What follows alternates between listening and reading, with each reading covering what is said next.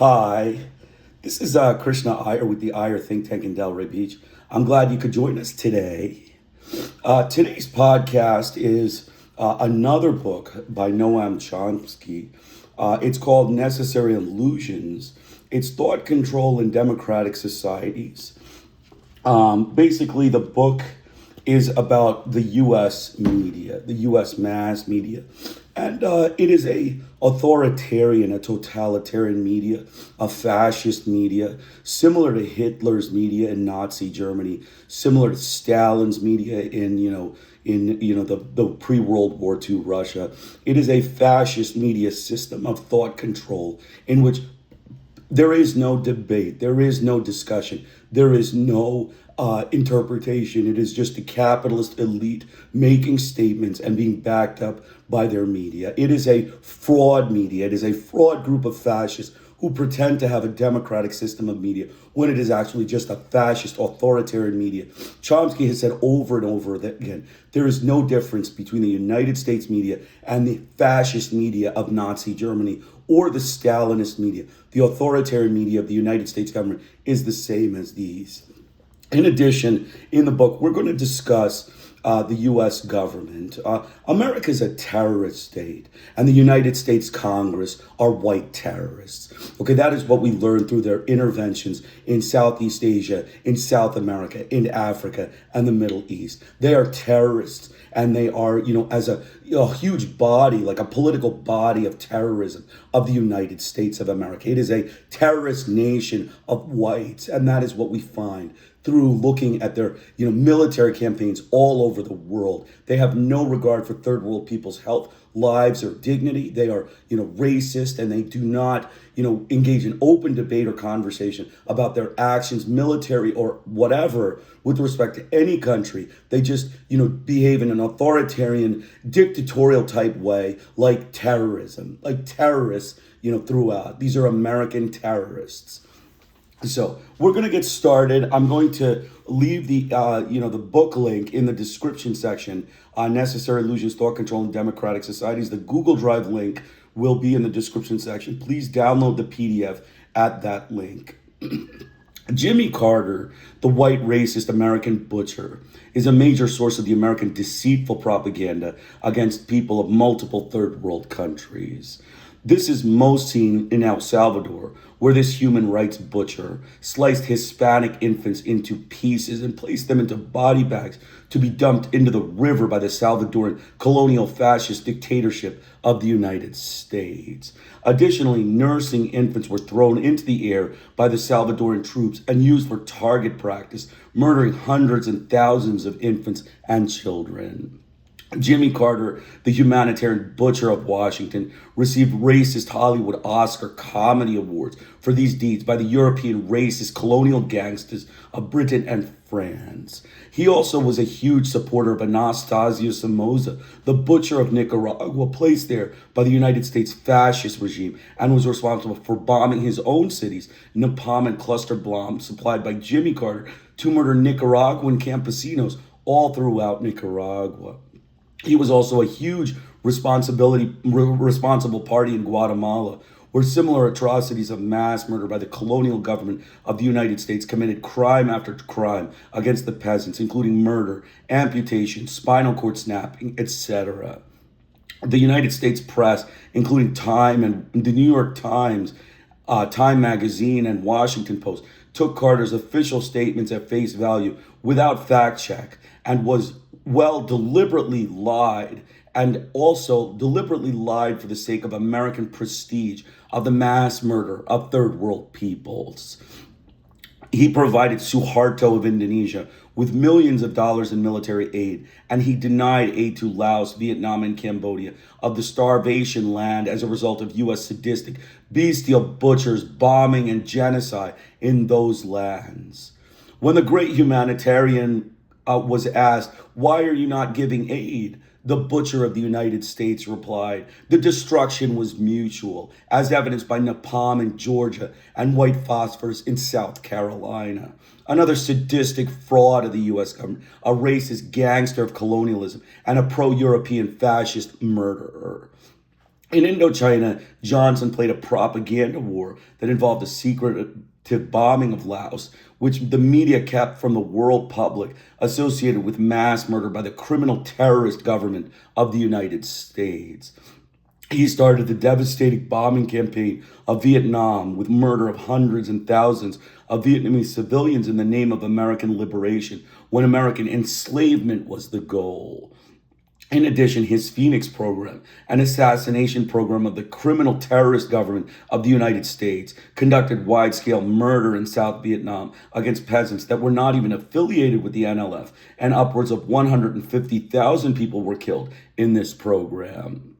Johnson is a butcher of Washington, one of the most criminal mass murders and U.S. government terrorists in the 1960s, and his actions pale that of the Nazi extermination of the Jews in Indochina.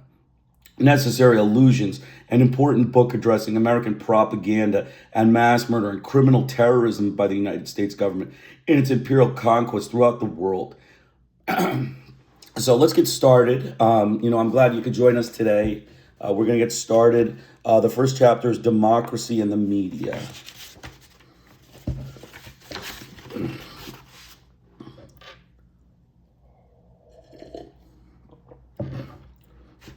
Under the heading of Brazilian bishops' plan to democratize media, a church-based South American journal describes a proposal being debated in the Constituent Assembly that would open up Brazil's powerful and highly concentrated media to citizen participation.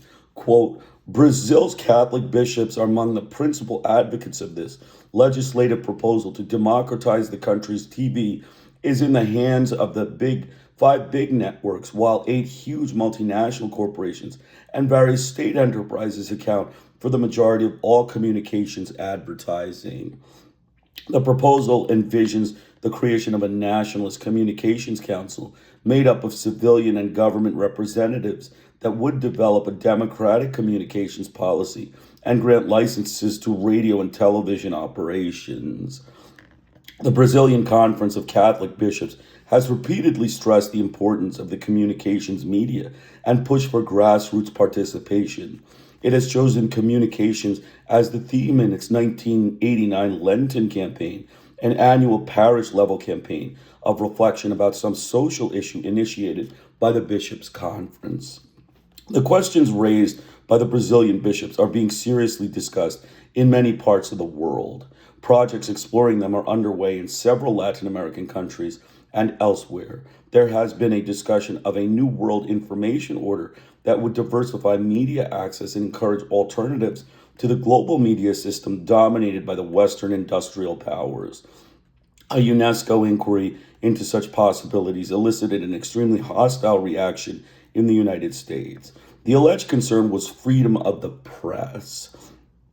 Among the questions I would like to raise as we proceed are just how serious is this concern and what is its substantive content?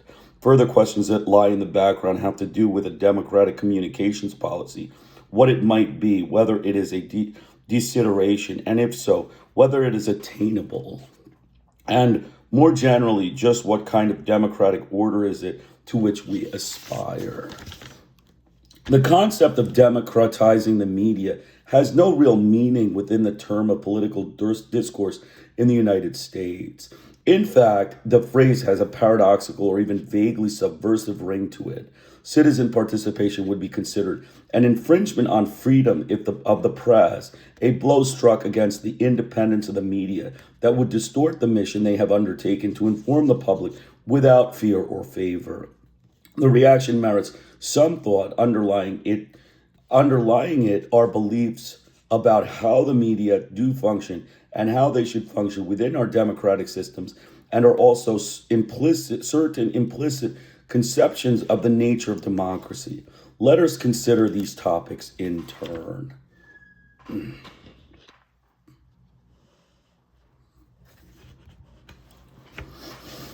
The standard image of the media performance, as expressed by Judge Gurfian in a decision rejecting government efforts to bar publication of the Pentagon Papers is that we have a cantankerous press, an obstinate press, a ubiquitous press, and that these tribunes of the people must be suffered by those in authority in order to preserve the even greater value of freedom of expression and the right of the people to know.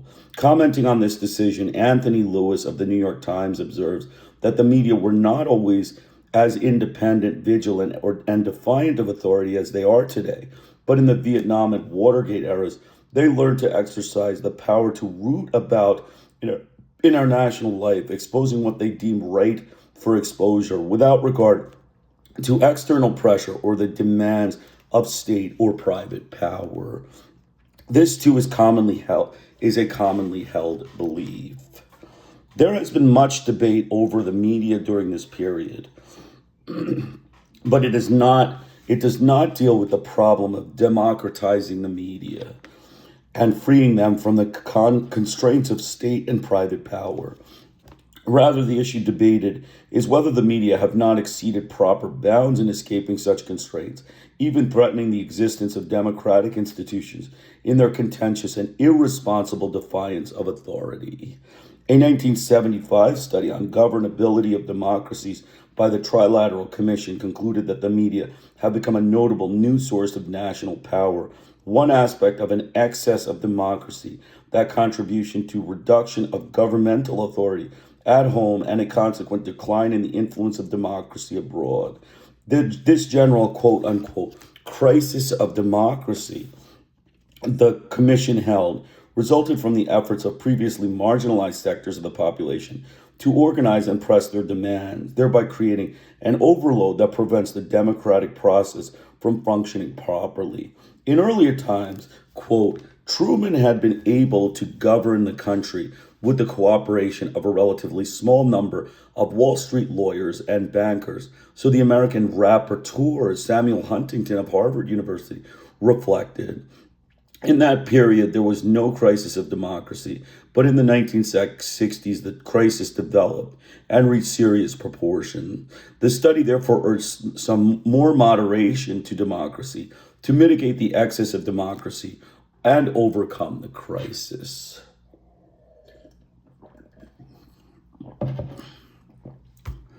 Putting it in plain terms, the general public must be reduced to its traditional apathy and obedience and driven from the arena of political debate and action if democracy is to survive. The Trilateral Commission study reflects the perceptions and values of liberal elites from the United States, Europe, and Japan, including the leading figures of the Carter administration. On the right, the perception is that democracy is threatened by the organizing efforts of those called the special interests, a concept of contemporary political rhetoric that refers to workers, farmers, women, youth, the elderly, the handicapped, ethnic minorities, and so on. In short, the general population. In the U.S. presidential campaigns of the 1980s, Democrats were accused of being the instrument of these special interests and undermining the national interest, tacitly assumed to be represented by one sector, notably omitted from the list of special interest corporations, financial institutions, and other business elites. The charge that the Democrats represent the special interest has little merit. Rather, they represent other elements of the national interest and participated with few qualms in the right turn of the post-Vietnam era among elite groups, including the dismantling of limited state programs designed to provide the poor and deprived, the transfer of resources to the wealthy, the conversion of the state, even more than before, to a welfare state for the privileged, and the expansion of state power in the protected state sector of the economy through the military system, domestically a device for compelling the public to subsidize high technology industry and provide a state-guaranteed market for its waste production.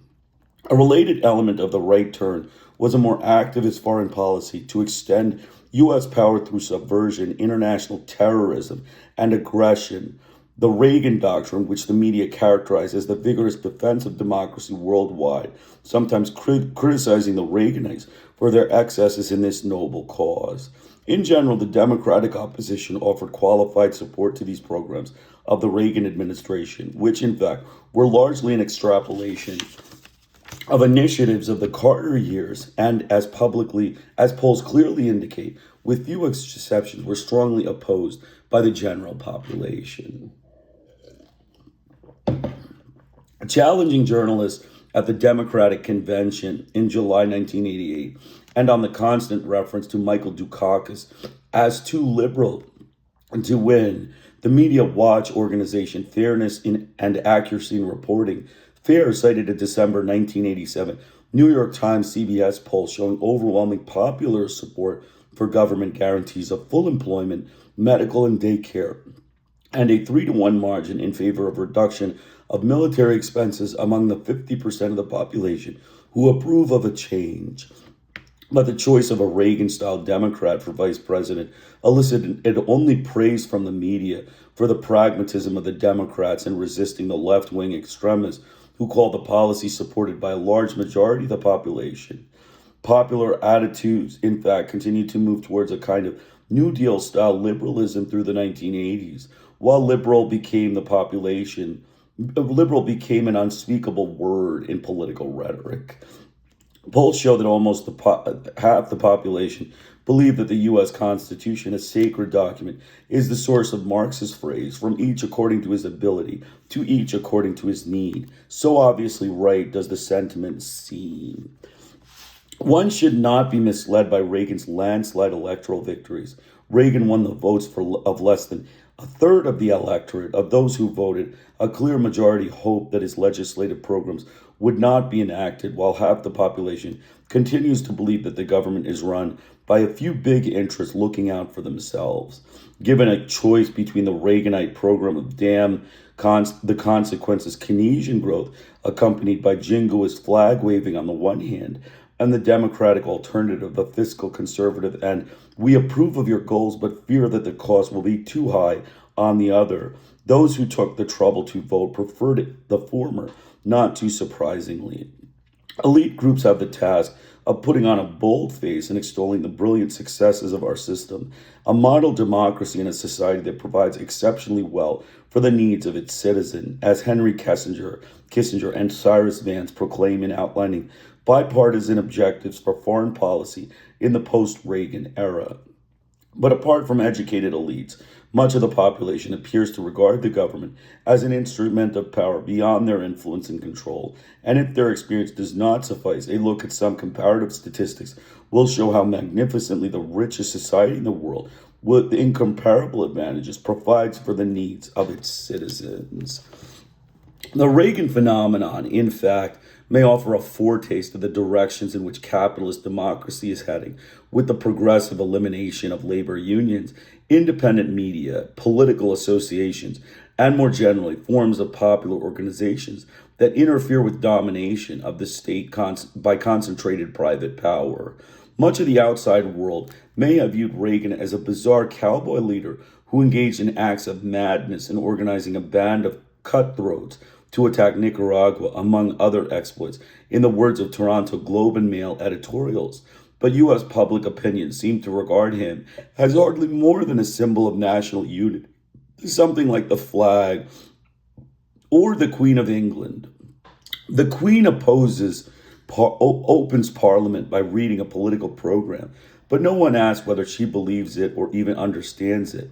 Correspondingly, the public seemed unconcerned over the evidence, difficult to suppress, that President Reagan had only the vaguest conception of the policies enacted in his name, or the fact that when not properly programmed by his staff, he regularly came out with statements so outlandish as to be an embarrassment if one were to take them seriously. The process of barring public interference with important matters takes a step forward when elections do not even enable the public to select among programs that originate elsewhere, but become merely a procedure for selecting a symbolic figure. It is therefore of some interest that the United States functioned virtually without a chief executive for 8 years. Returning to the media, we are charged with having fanned the ominous flames of excess of democracy. The Trilateral Commission concluded that broader interests of society and government require that if journalists do not impose standards of professionalism, The alternative could well be regulation by the government to the end of restoring a balance between government and media. Reflecting similar concerns, the executive director of Freedom House, Leonard Sussman, asked, "Must free institutions be overthrown because of the very freedom they sustain?" John Roque, intellectual in residence during the Johnson administration, answered by calling for congressional investigation of the workings of these private governments, which distorted the record so grossly in their anti-Johnson mission, though he feared that Congress would be too terrified of the media to take on this urgent task. Sussman and Roach were commenting on Peter Braystrup's two-volume study sponsored by Freedom House of media coverage of the Tet Offensive of 1968. This study was widely hailed as a landmark contribution, offering definitive proof of the irresponsibility of this notable new source of national power. Roach described it as one of the major pieces of investigative reporting and first-rate scholarship of the past quarter century, a meticulous case study of media incompetence, if not malevolence. The classic of modern scholarship was alleged to have demonstrated that in their incompetent and biased coverage reflecting the adversary culture of the 60s, the media in effect lost the war in Vietnam, thus harming the cause of democracy and freedom from which the United States fought in vain. The Freedom House study concluded that these figures reflect the more volatile journalistic style, spurred by managerial exhortation and complacence, that has become so popular since the late 1960s.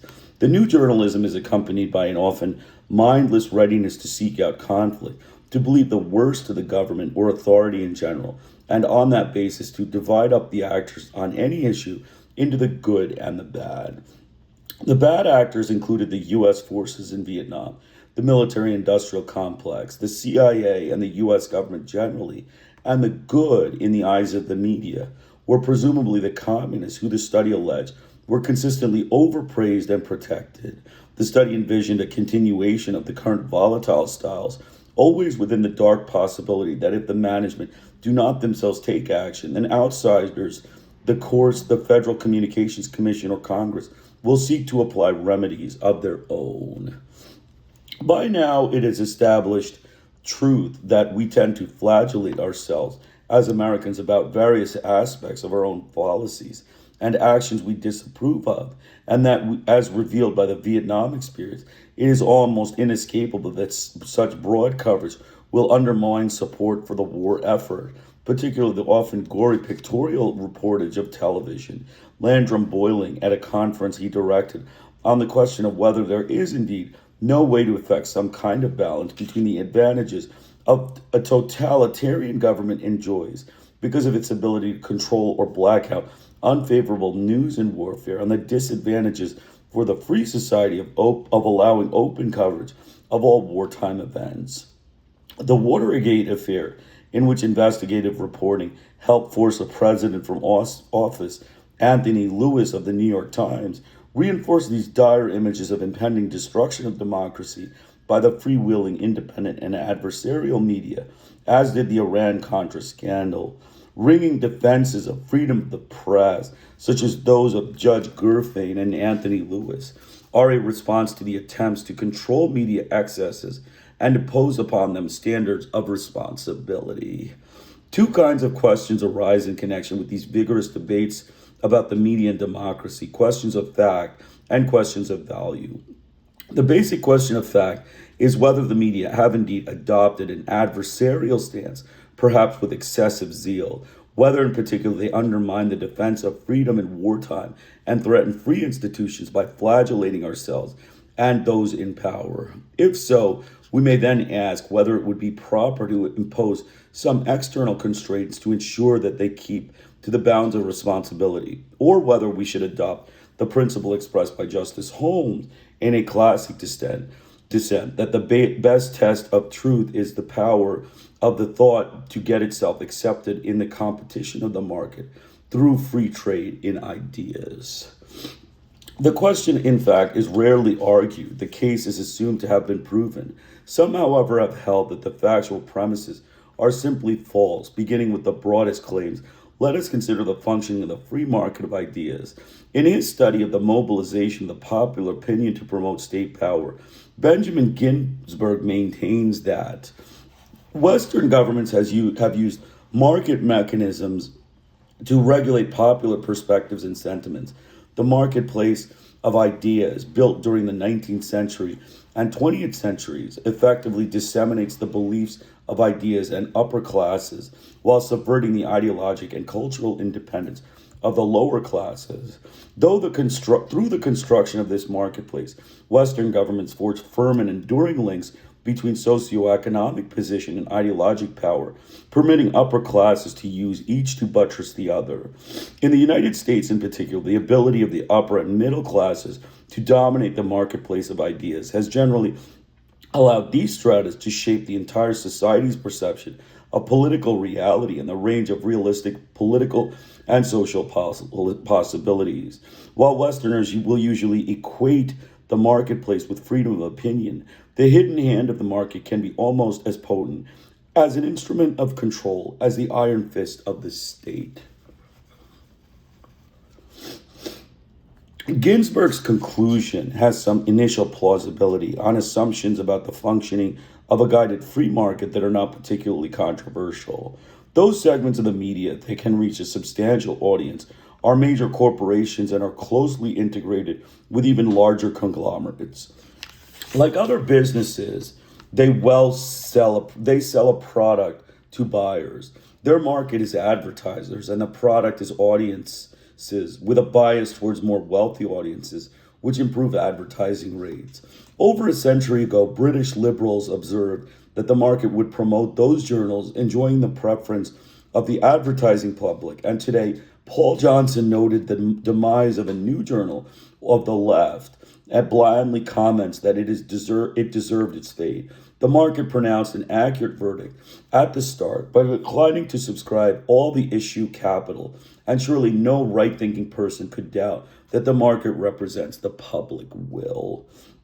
In short, the major media, particularly the elite media that set the agenda that others generally follow, are corporations selling privileged audiences to other businesses. It would hardly come as a surprise if the picture of the world they present were to reflect the perspectives and interests of the sellers, the buyers, and the product. Concentration of ownership of the media is high and increasing. Furthermore, those who copy managerial positions in the media or gain status within them as commentators belong to the same privileged elites and might be expected to share the perceptions, aspirations, and attitudes of their associates, reflecting their own class interests as well.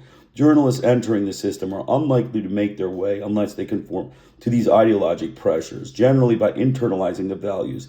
It is not easy to say this and believe another, and those who fail to conform will tend to be weeded out by familiar mechanisms.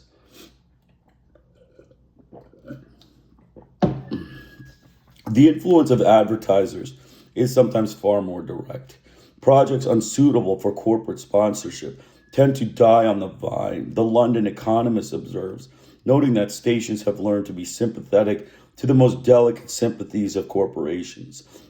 The journal cites the case of public TV station WNET, which lost its corporate underwriting from Gulf Western as a result of a documentary called Hunger for Profit about multinationals buying up huge tracts of land in the third world. These actions had not been those of a friend, Gulf's chief executive wrote to the station, adding that the documentary was virulently anti-business, if not anti-American. Many people believe that VNet would not make the same mistake today, the Economist concludes, nor would others. The warning need only be implicit. Many other factors induce the media to conform to the requirements of the state-corporate nexus. To confront power is costly and difficult. High standards of evidence and argument are imposed, and critical analysis is naturally not welcome by those who are in a position to react vigorously and to determine the array of rewards and punishments. Conformity to a quote-unquote patriotic agenda, in contrast, impose no such costs. Charges against official enemies barely require substantiation. They are furthermore protected from correction, which can be dismissed as apologetics for the criminals or as missing the forest for the trees. The system protects itself with indignation against the challenge to the right of deceit in the service of power and the very idea of subjecting the ideologic system to rational inquiry elicits comprehension and or outrage, though it is often masked in other terms.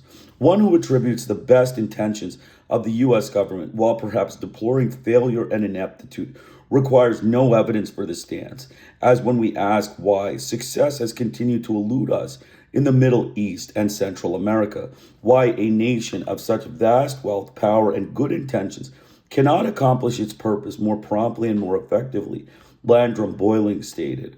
Standards are radically different when we observe that the, quote, good intentions are not properties of states, and that the United States, like every other state, past and present, pursues policies that reflect the interests of those who control the state by virtue of their domestic power, truisms that are hardly expressible in the mainstream, surprising as this fact may be.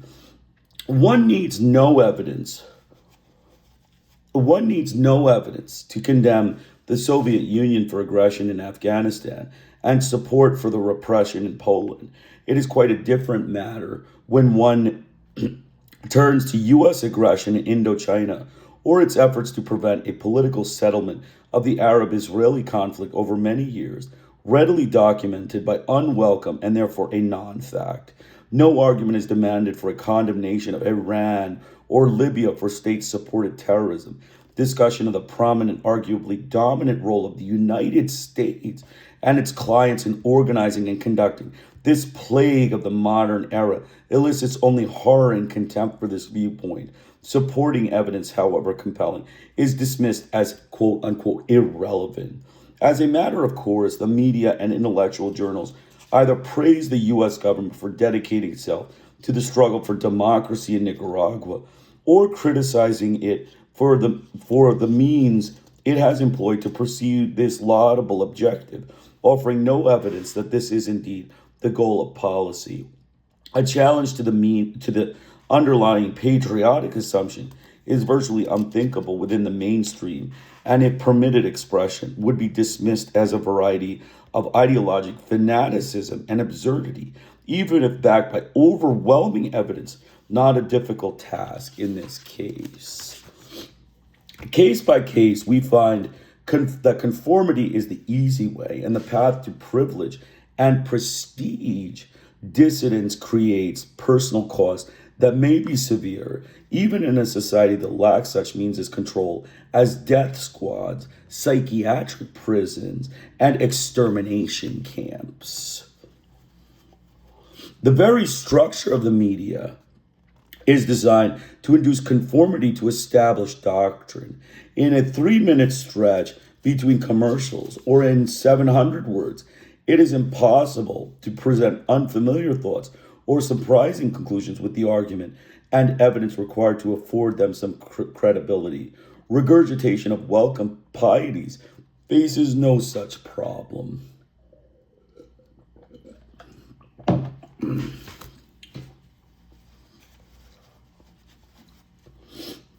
It is a natural expectation and uncontroversial assumptions that the major media and other ideologic institutions will generally reflect the perspective and interests of established power. That this expectation is fulfilled has been argued by a number of analysts.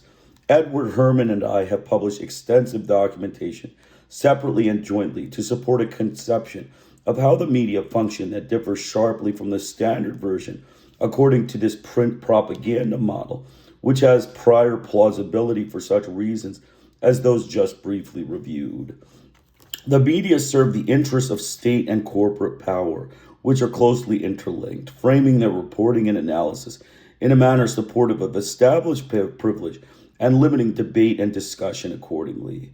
We have studied a wide range of examples, including those that provide the most severe test for a propaganda model, namely the cases that critics of alleged anti-establishment excesses of the media offer their strongest ground, the coverage of the Indochina Wars, the Watergate affair, and others drawn from the period when the media are said to have overcome the conformism of the past and taken on a crusading role.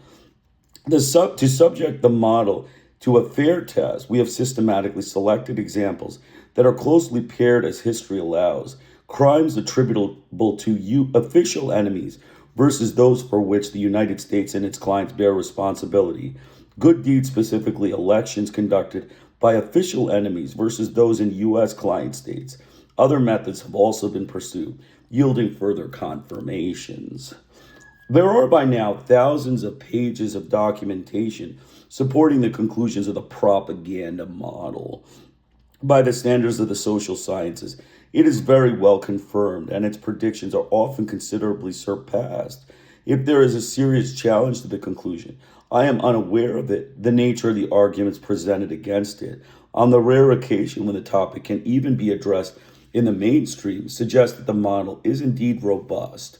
The highly regarded Freedom House study, which is held to have provided a conclusive demonstration of the adversarial character of the media and its threat to democracy, collapses upon analysis, and when innumerable errors and misrepresentations are corrected, amounts to little more than a complaint that the media were too pessimistic in the pursuit of a righteous cause.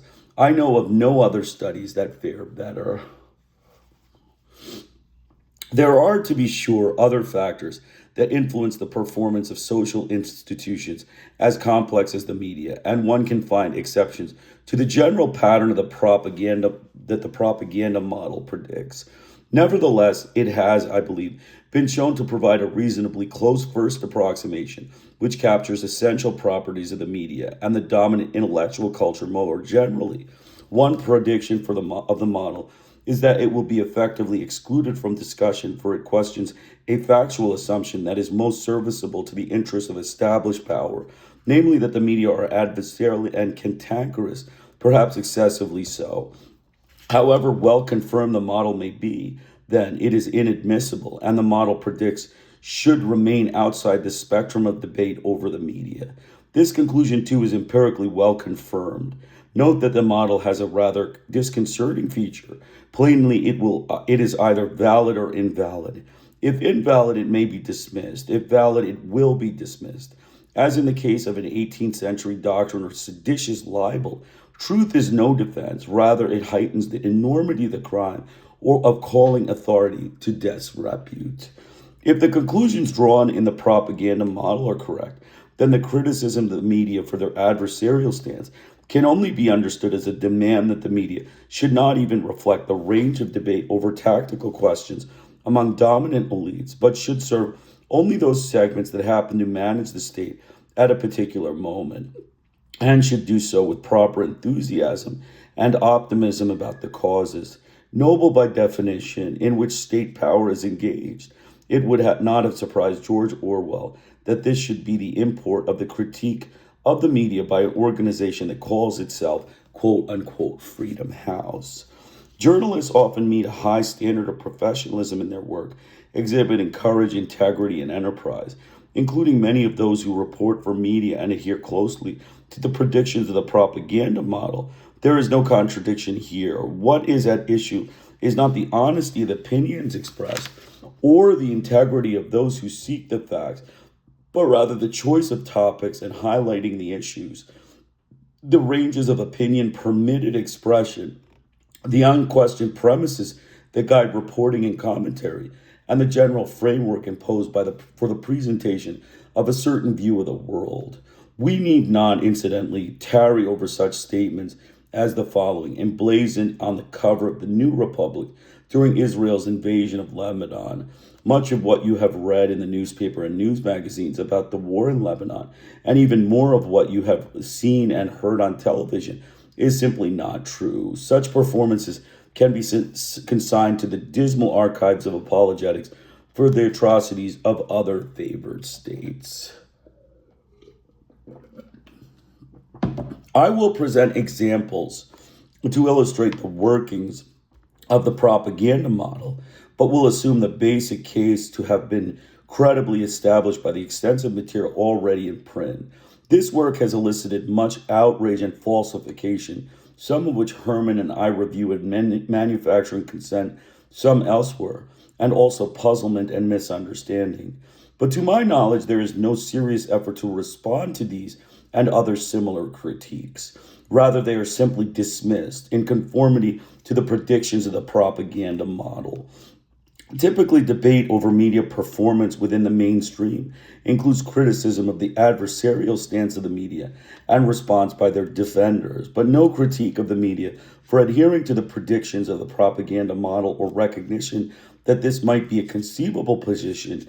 In the case of Indochina Wars, for example, U.S. public television presented a retrospective series in 1985, following by a denunciation produced by the right-wing media monitoring organization, Accuracy in Media, and a discussion limited to critics of the alleged adversarial excesses of the series and its defenders. No one argued that the series conforms to the expectations of the propaganda model as it does. The study of media coverage of conflicts in the Third World mentioned earlier follows a similar pattern, which is quite consistent, although the public regards the media as too conformist. The media cheerfully publish condemnations of their breathtaking lack of balance or even the appearance of their fair-mindedness and the ills and dangers of today's wayward press, but only when, as in this case, the critic is condemning the media elite for being enthralled to liberal views of politics and human nature, and for the evident difficulty most liberals have in using the word dictatorship to describe even the most flagrant dictatorships of the left. Surely one would never find Fidel Castro described as a dictator in the mainstream press, always so soft on communism and given to their self-flagellation. Such diatribes are not expected to meet even minimal standards of evidence. This one contains exactly one reference to what conceivably might be a fact, a vague allusion to alleged juggling of statistics by the New York Times to obscure the decline of interest rates during Ronald Reagan's first term, as though the matter had not been fully reported. Charges of this nature are often not unwelcome, first because response is simply or superfluous, and second because debate over the issue helps entrench the belief that the media are either independent and objective, with high standards of professional integrity and openness to all reasonable views, or alternatively that they are biased towards stylishly leftist flouting of authority. Either conclusion is quite acceptable to established power and privilege, even to the media elites themselves, who are not averse to the charge that they may have gone too far in pursuing their cantankerous and obstreperous ways in defiance of orthodoxy and power. This spectrum discussion reflects what a propaganda model would predict: condemnation of liberal bias and defense against this charge, but no recognition of the possibility that liberal bias might simply be an expression of one variant of the narrow state corporate ideology, as demonstrably it is, and a particularly useful variant, bearing the implicit message thus far and no further. Returning to the proposals of the Brazilian bishops, one reason they would appear superfluous or wrong-headed if raised in our political context is that the media are assumed to be dedicated to service to the public good, if not too extreme in their independence of authority. They are thus performing their proper social role, as explained by Supreme Court Justice Powell in his words, quoted by Anthony Lewis in his defense of freedom of the press. No individual can obtain for himself the information needed for the intelligent discharge of his political responsibilities. By enabling the public to assert a meaningful control over the political process, the press performs a crucial function in effecting the societal purpose of the First Amendment.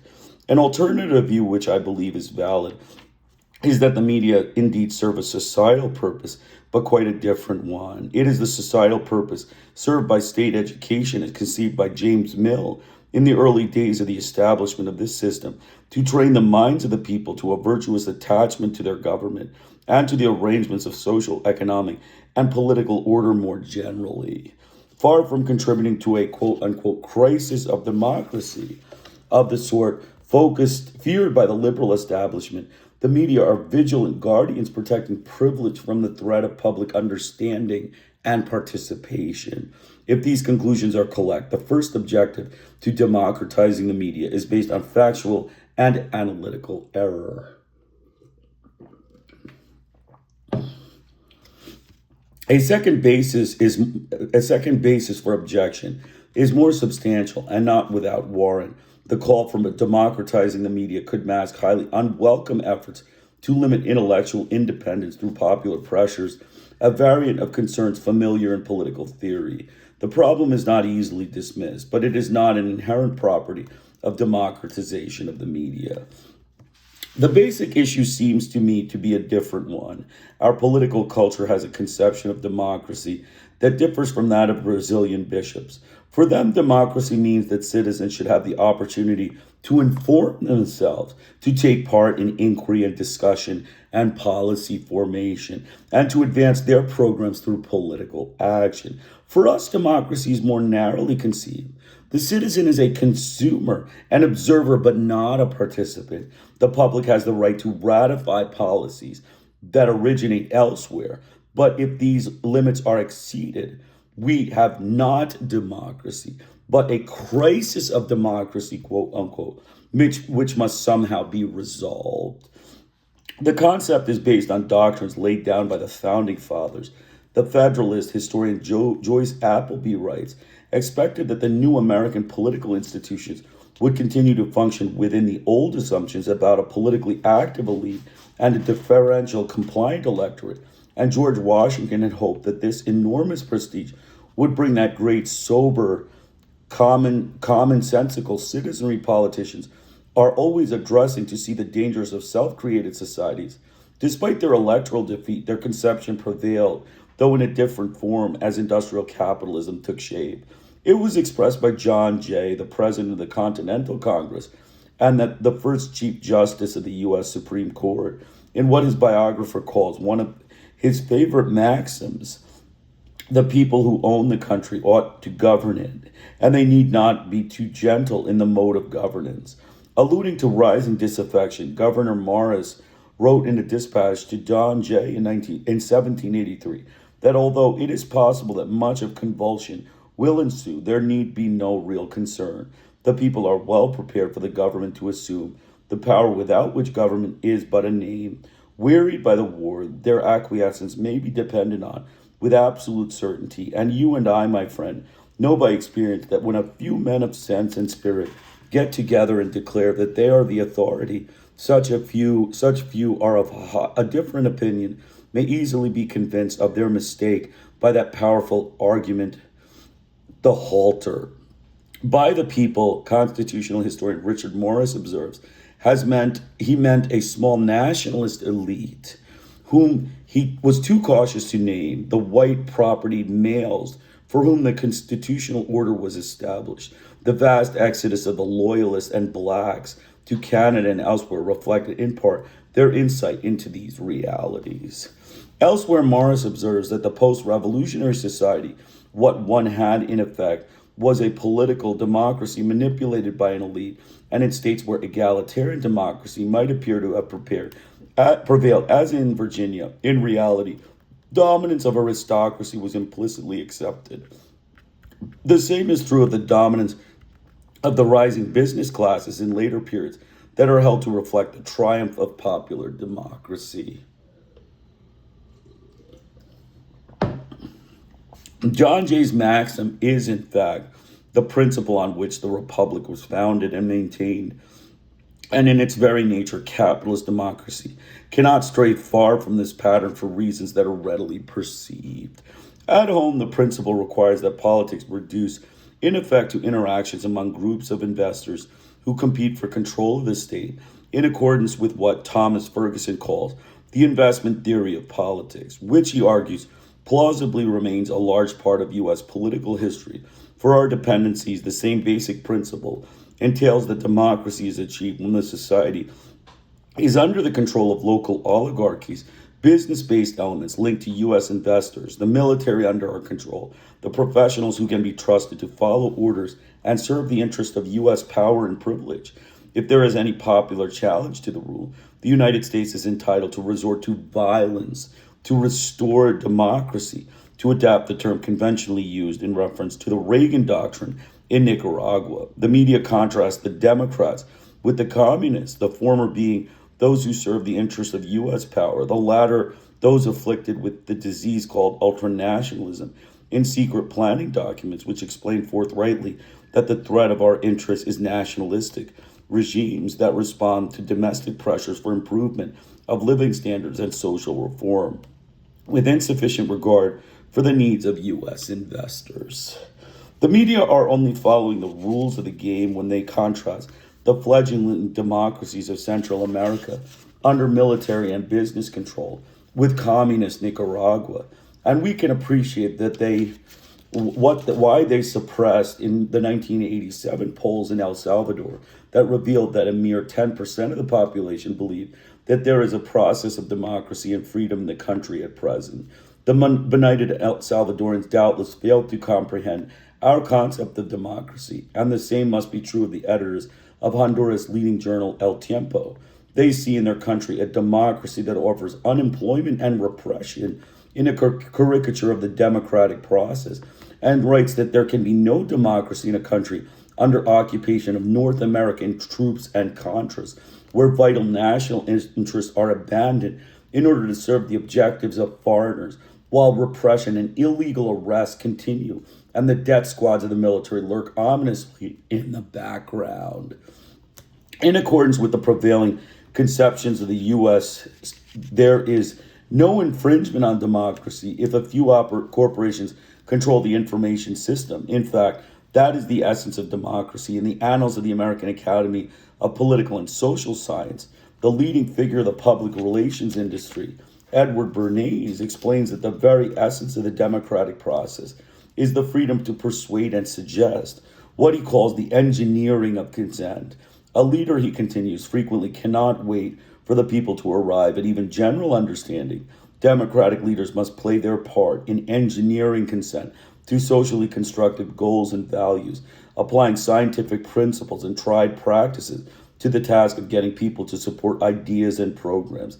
And although it remains unsaid, it is evident enough that those who control resources will be in a position to judge what is socially constructive, to engineer consent through the media, and to implement policy through the mechanisms of the state. If the freedom to persuade happens to be concentrated in a few hands, we must recognize that such is the nature of a free society.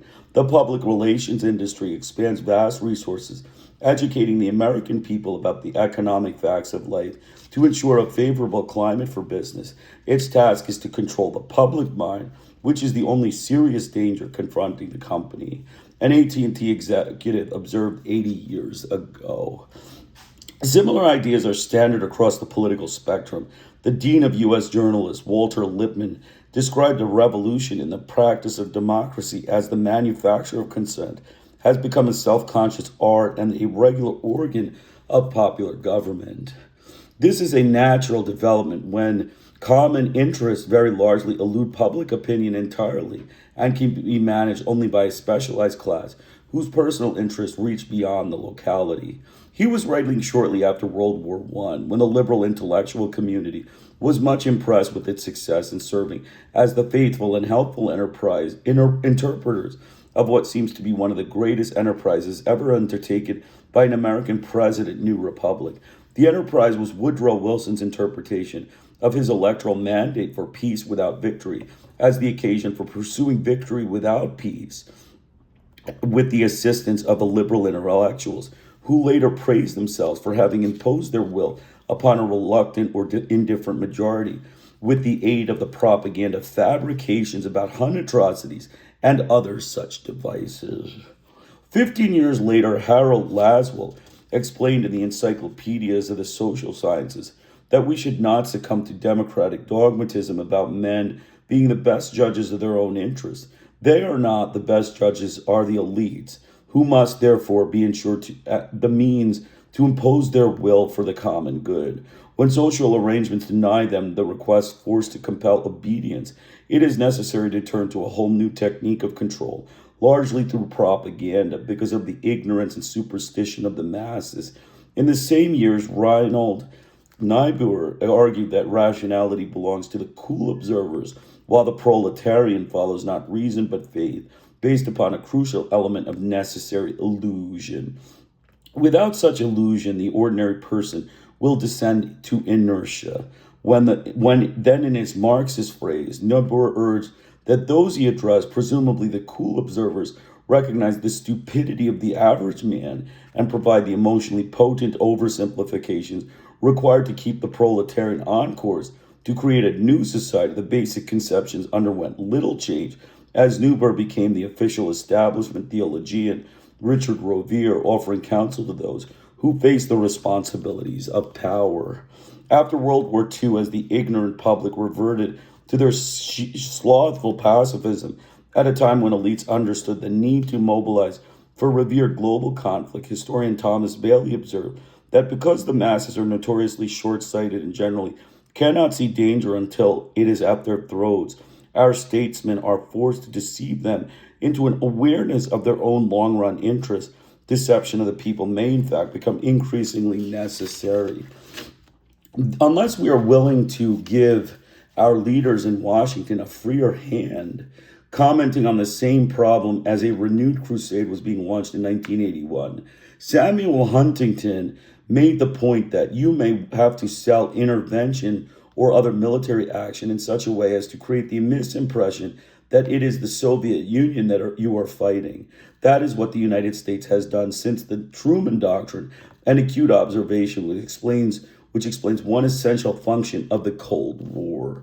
At another point on the spectrum, the conservative contempt for democracy is succinctly articulated by Louis Namur, who writes that there is no free will in the thinking and actions of the masses, any more than in the revolution of planets, in the migrations of birds, and in the plunging of hordes of lemmings into the sea.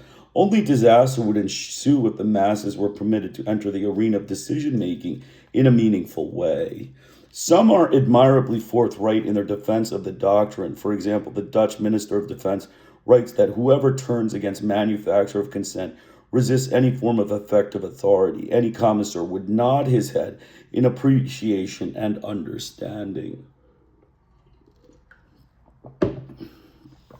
At its root, the logic is that of Grand Inquisitor who bitterly assailed Christ for offering people freedom and thus condemning them to misery. The church must correct the evil work of Christ by offering the miserable mass of humanity the gift they most desire and need, absolute submission. It must vanquish freedom so as to make them men happy and provide the total community of worship that they avidly seek. In the modern secular age, this means worship of the state religion, which in the Western democracies incorporates the doctrine of submission to the masters of the system of public subsidy private profit called free enterprise. The people must be kept in ignorance, reduced to jingoist incantations for their own good. And like the Grand Inquisitor, who employs the forces of miracle, mystery, and authority to conquer and hold captive for ever the conscience of these impotent rebels for their happiness, and to deny them the freedom of choice they so fear and despise. So the cool observers must create the necessary illusion and emotionally potent oversimplification that keep the ignorant and stupid masses disciplined and content. Despite the frank acknowledgement of the need to deceive the public, it would be an error to suppose that practitioners of the art are typically engaged in conscious deceit. Few reach the level of sophistication of a Grand Inquisitor or maintain such insights for long. On the contrary, as the intellectuals pursue their grim and demanding vocation, they readily adopt the beliefs that serve institutional needs. Those who do not will have to seek employment elsewhere. The chairman of the board may sincerely believe that his every waking moment is dedicated to serving human needs. Were he to act on these delusions instead of pursuing profit and market share, he would no longer be chairman of the board. It is probable that the most inhuman monsters, even the Himmlers and the Mengeles, convince themselves that they are engaged in noble and courageous acts. The psychology of the leaders is a topic of little interest. The institutional factors that constrain their actions and beliefs are what merit attention. Across a broad spectrum of articulate opinion, the fact that the voice of the people is heard in democratic societies is considered a problem to be overcome by ensuring that the public voice speaks the right words. The general conception is that the leaders control Not that we control them. If the population is out of control and propaganda doesn't work, then the state is forced underground to clandestine operations and secret wars. The scale of covert operations is often a good measure of popular dissidence, as it was during the Reagan period. Among this group of self-styled conservatives, the commitment to untrammeled executive power and the contempt for democracy reached unusual heights.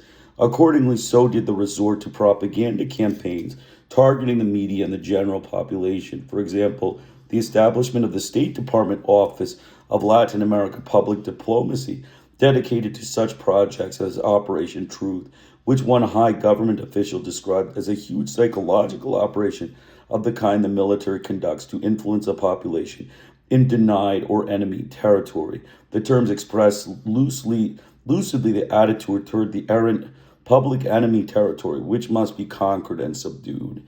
In its dependencies, the United States must often turn to violence to restore democracy. At home, more subtle means are required. The manufacture of consent, deceiving the stupid masses with necessary illusions, quote unquote. Covert operations that the media and Congress pretend not to see until it all becomes too obvious to be suppressed. We then shift to the phase of damage control to ensure the public attention is diverted to overzealous patriots or to the personality defects of leaders who have strayed from our noble commitments, but not to the institutional factors that determine the persistent and substantive content of these commitments. The task of the free press in such circumstances is to take the proceedings seriously and to describe them as a tribute to the soundness of our self-correcting institutions, which they carefully protect from public scrutiny. More generally, the media and the educated classes must fulfill their societal purposes, carrying out their necessary tasks in accord with the prevailing conception of democracy. So that's a good chapter, democracy and the media. Basically, it's pretty straightforward. Wherever the U.S. goes, it, produces a situation in which, the people don't understand how this is democracy. Like we read about the El Tiempo. What is the democracy in our country if we have unemployment and repression? What is we're occupied by North American troops and contras. How is that democratic? A very valid point. El Salvadoran democracy, the same thing. I mean, what is democracy if our infants are slit up into little pieces by Jimmy Carter? All of these things are questions as how is this democracy? Valid points by these poor people of the lands of Central and South America that are wondering how the United States is fostering democracy. As we said, the United States. America is a terrorist state, and the United States Congress are white terrorists. They, committed all sorts of acts of aggression, death squads, all of that stuff we discussed. The death squads, repression, illegal arrests, military lurking through right-wing military dictatorships all over the place. That is what they are. They are terrorists. America is a terrorist state. Containing the Enemy, Chapter 2. In the first chapter, I mentioned three models of media organization. The corporate oligopoly, the state controlled a democratic communications policy as advanced by the Brazilian bishops. The first model reduces democratic participation in the media to zero, just as other corporations are in principle exempt from popular control by workforce or community. In the case of state-controlled media, democratic participation might vary depending on how the political system functions in practice. The state media are generally kept in line by the forces that have the power to dominate the state and by an apparatus of cultural managers who cannot stray far from the bounds these forces set. The third model is largely untried in practice. Just as socio-political system with significant popular engagement remains a concern for the future, a hope or a fear depending on one's own evaluation of the right to the public to shape its own affairs. The model of the media as corporate oligopoly is the natural system for capitalist democracy. It has accordingly reached its highest form in the most advanced of these societies, particularly the United States, where the media concentration is high, public radio and television are limited in scope, and elements of the radical democratic model exist only at the margins. In such phenomenon, as listeners supported community radio and the alternative or local press, often with a noteworthy effect on the social and political culture and the sense of empowerment in these communities, that the benefit of these options. In this respect, the United States represents the form towards which the capitalist democracy is tending. Related tendencies include the progressive elimination of unions and other popular organizations that interfere with private power, an electoral system that is increasingly state managed as a public relations exercise, avoidance of welfare measures such as the national health insurance that also impinge on the prerogatives of the privileged, and so on. From this perspective, it is reasonable for Cyrus Vance and Henry Kissinger to describe the United States as a quote unquote model democracy, democracy being understood as a system of business control of political as well as other major institutions. Other Western democracies are generally a few steps behind in these respects. Most have not yet achieved the U.S. system of one political party with two factions controlling by shifting segments of the business community. They still retain parties based on working people and the poor, which to some extent represent their interests. But these are declining, along with cultural institutions that sustain different values and concerns, and organizational forms that provide isolated individuals with the means to think and to act outside the framework imposed by private power. This is the natural course of events under capitalist democracy because of what Joshua Cohen and Joel Rogers call the resource constraint and the demand constraint. The former is straightforward. Control over resources is narrowly concentrated with predictable effects for every aspect of social and political life. The demand constraint is a more subtle means of control, one whose effects are rarely observed directly in a properly functioning capitalist democracy such as the United States, though they are evident, for example, in Latin America, where the political system sometimes permits a broader range of policy options, including programs of social reform. The consequences are well known.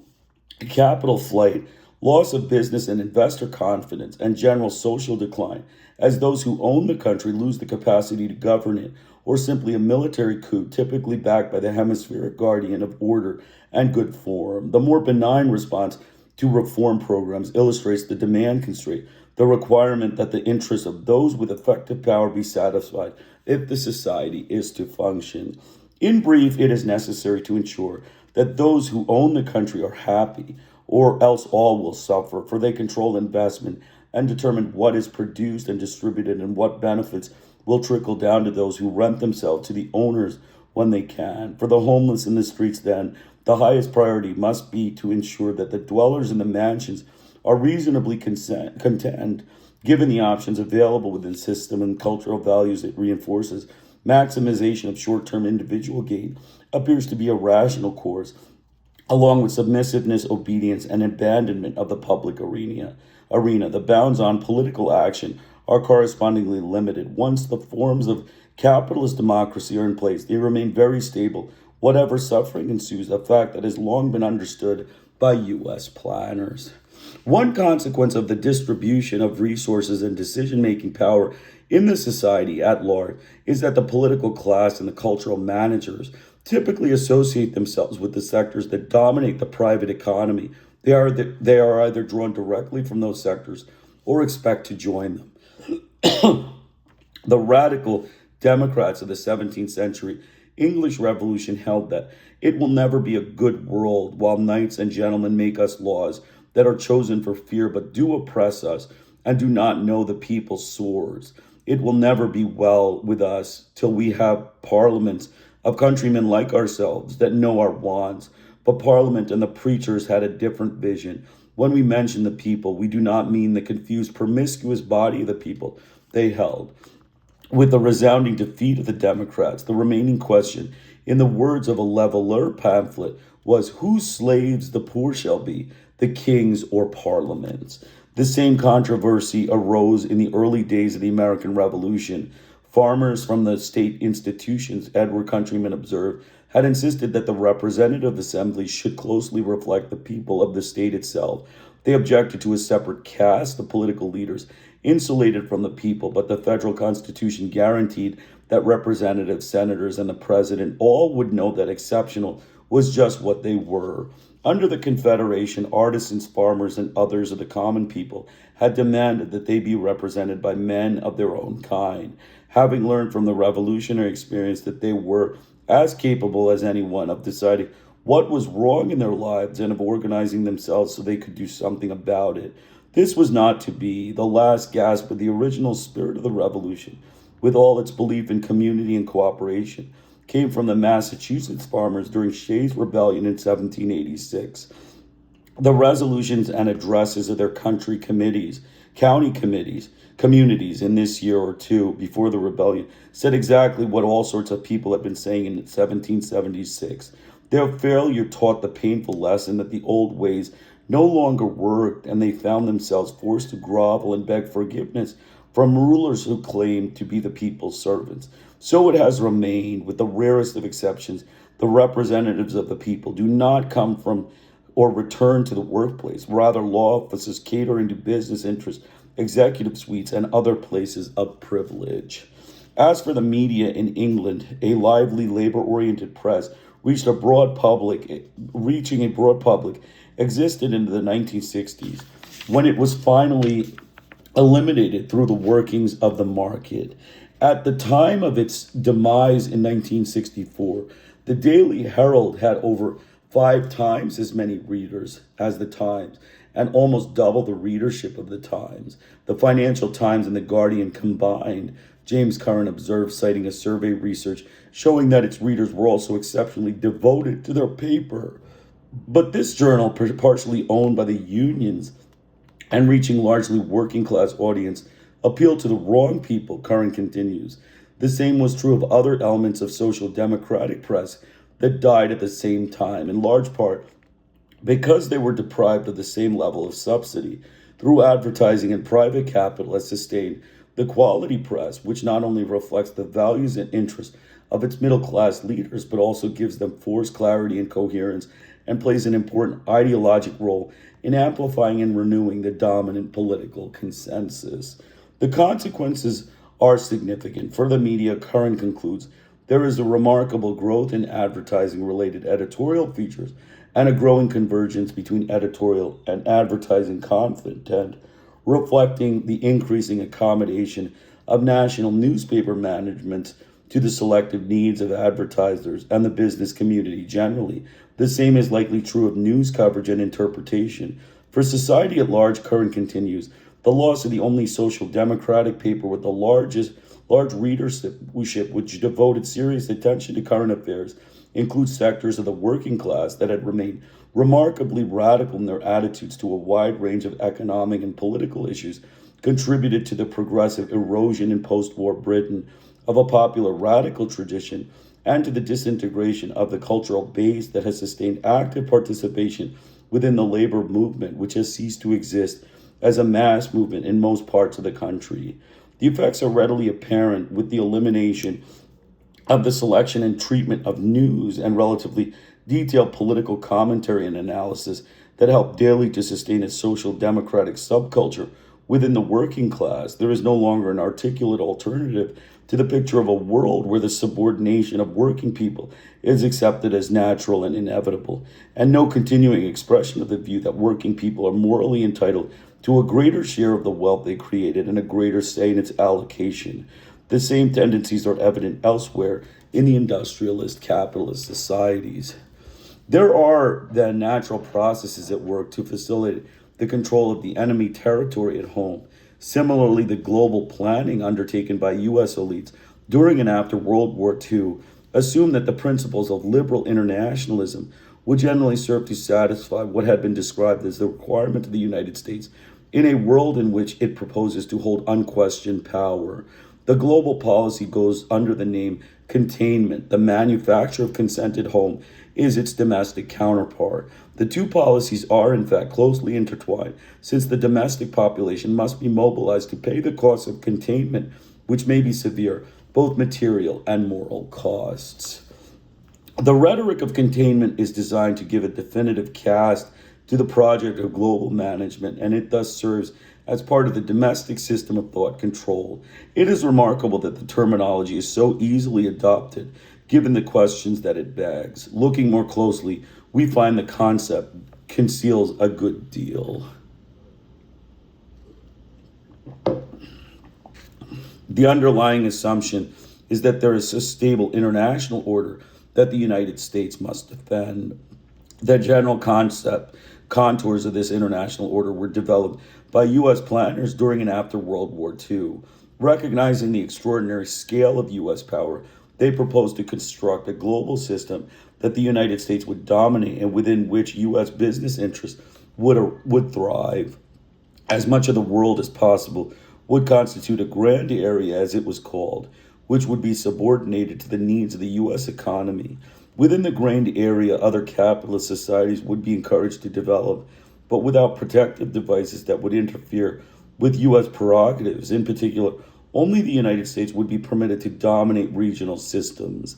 The United States moved to take effective control of world energy production and to organize a world system in which its various components would fulfill their functions as industrial centers, as markets and sources of raw materials, or as dependent states pursuing their regional interests within the overall framework of order managed by the United States, as Henry Kissinger was later to explain. The Soviet Union has been considered the major threat to the planned international order for good reason.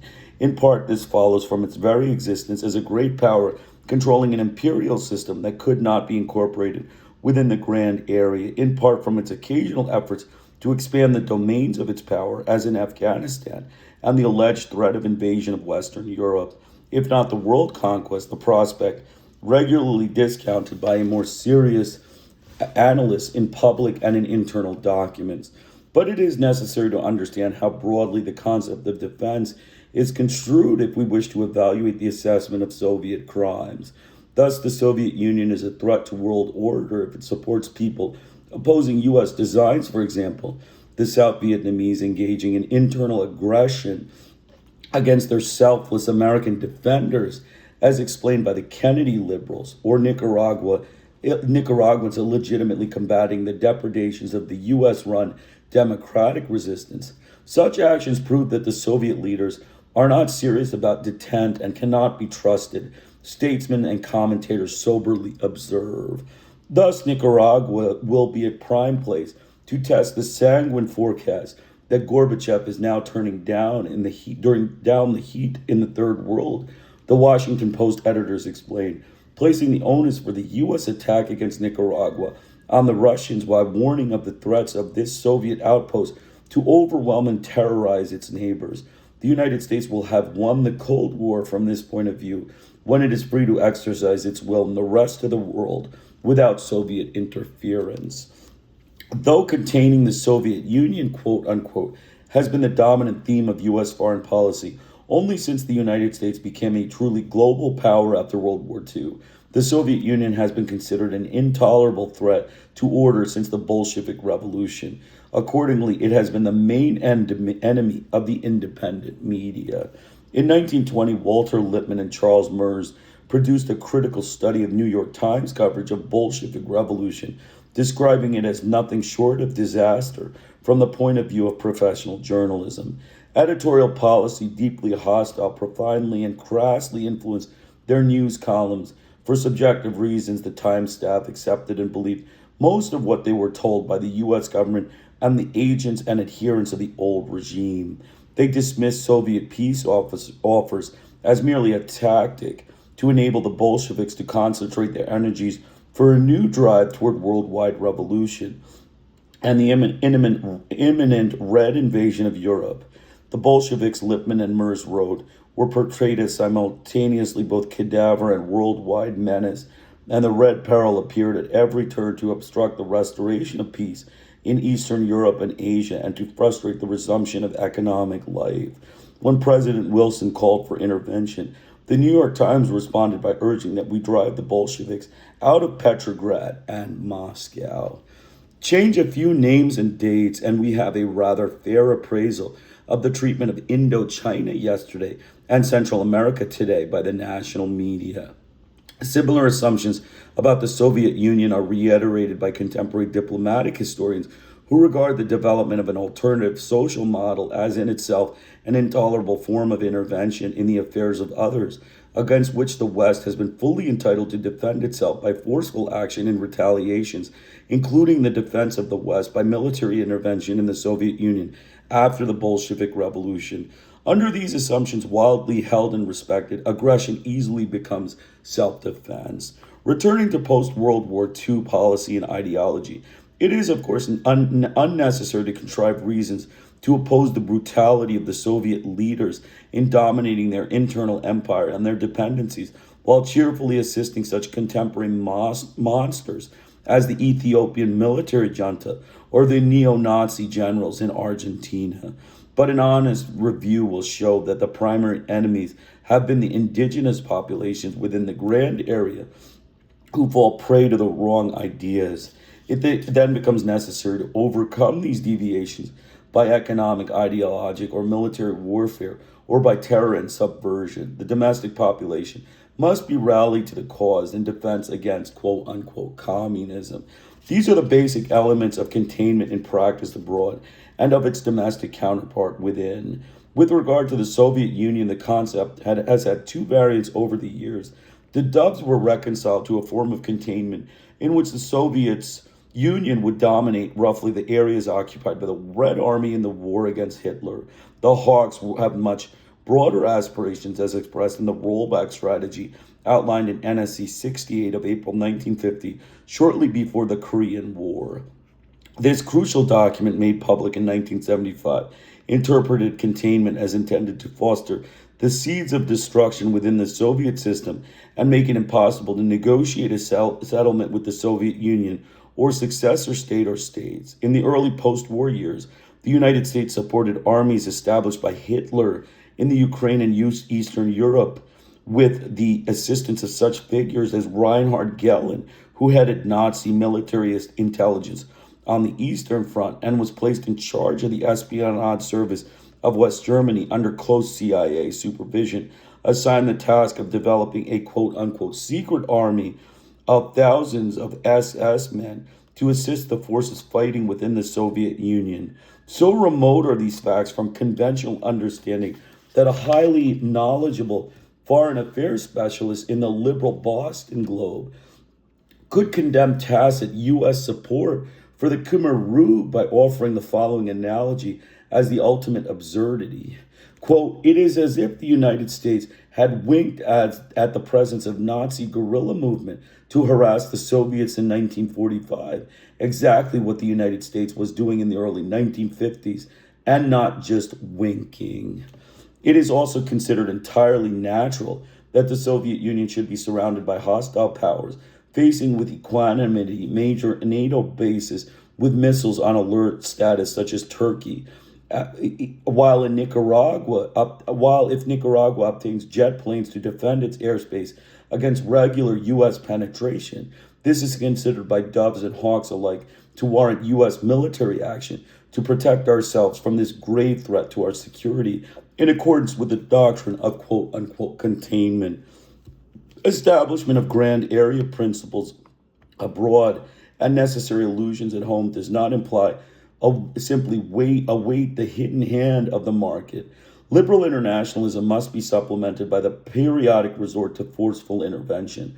At home, the state has often employed force to curb dissent, and there have been regular and quite self-conscious campaigns for business to control the public mind and suppress challenges to private power when implicit controls do not suffice.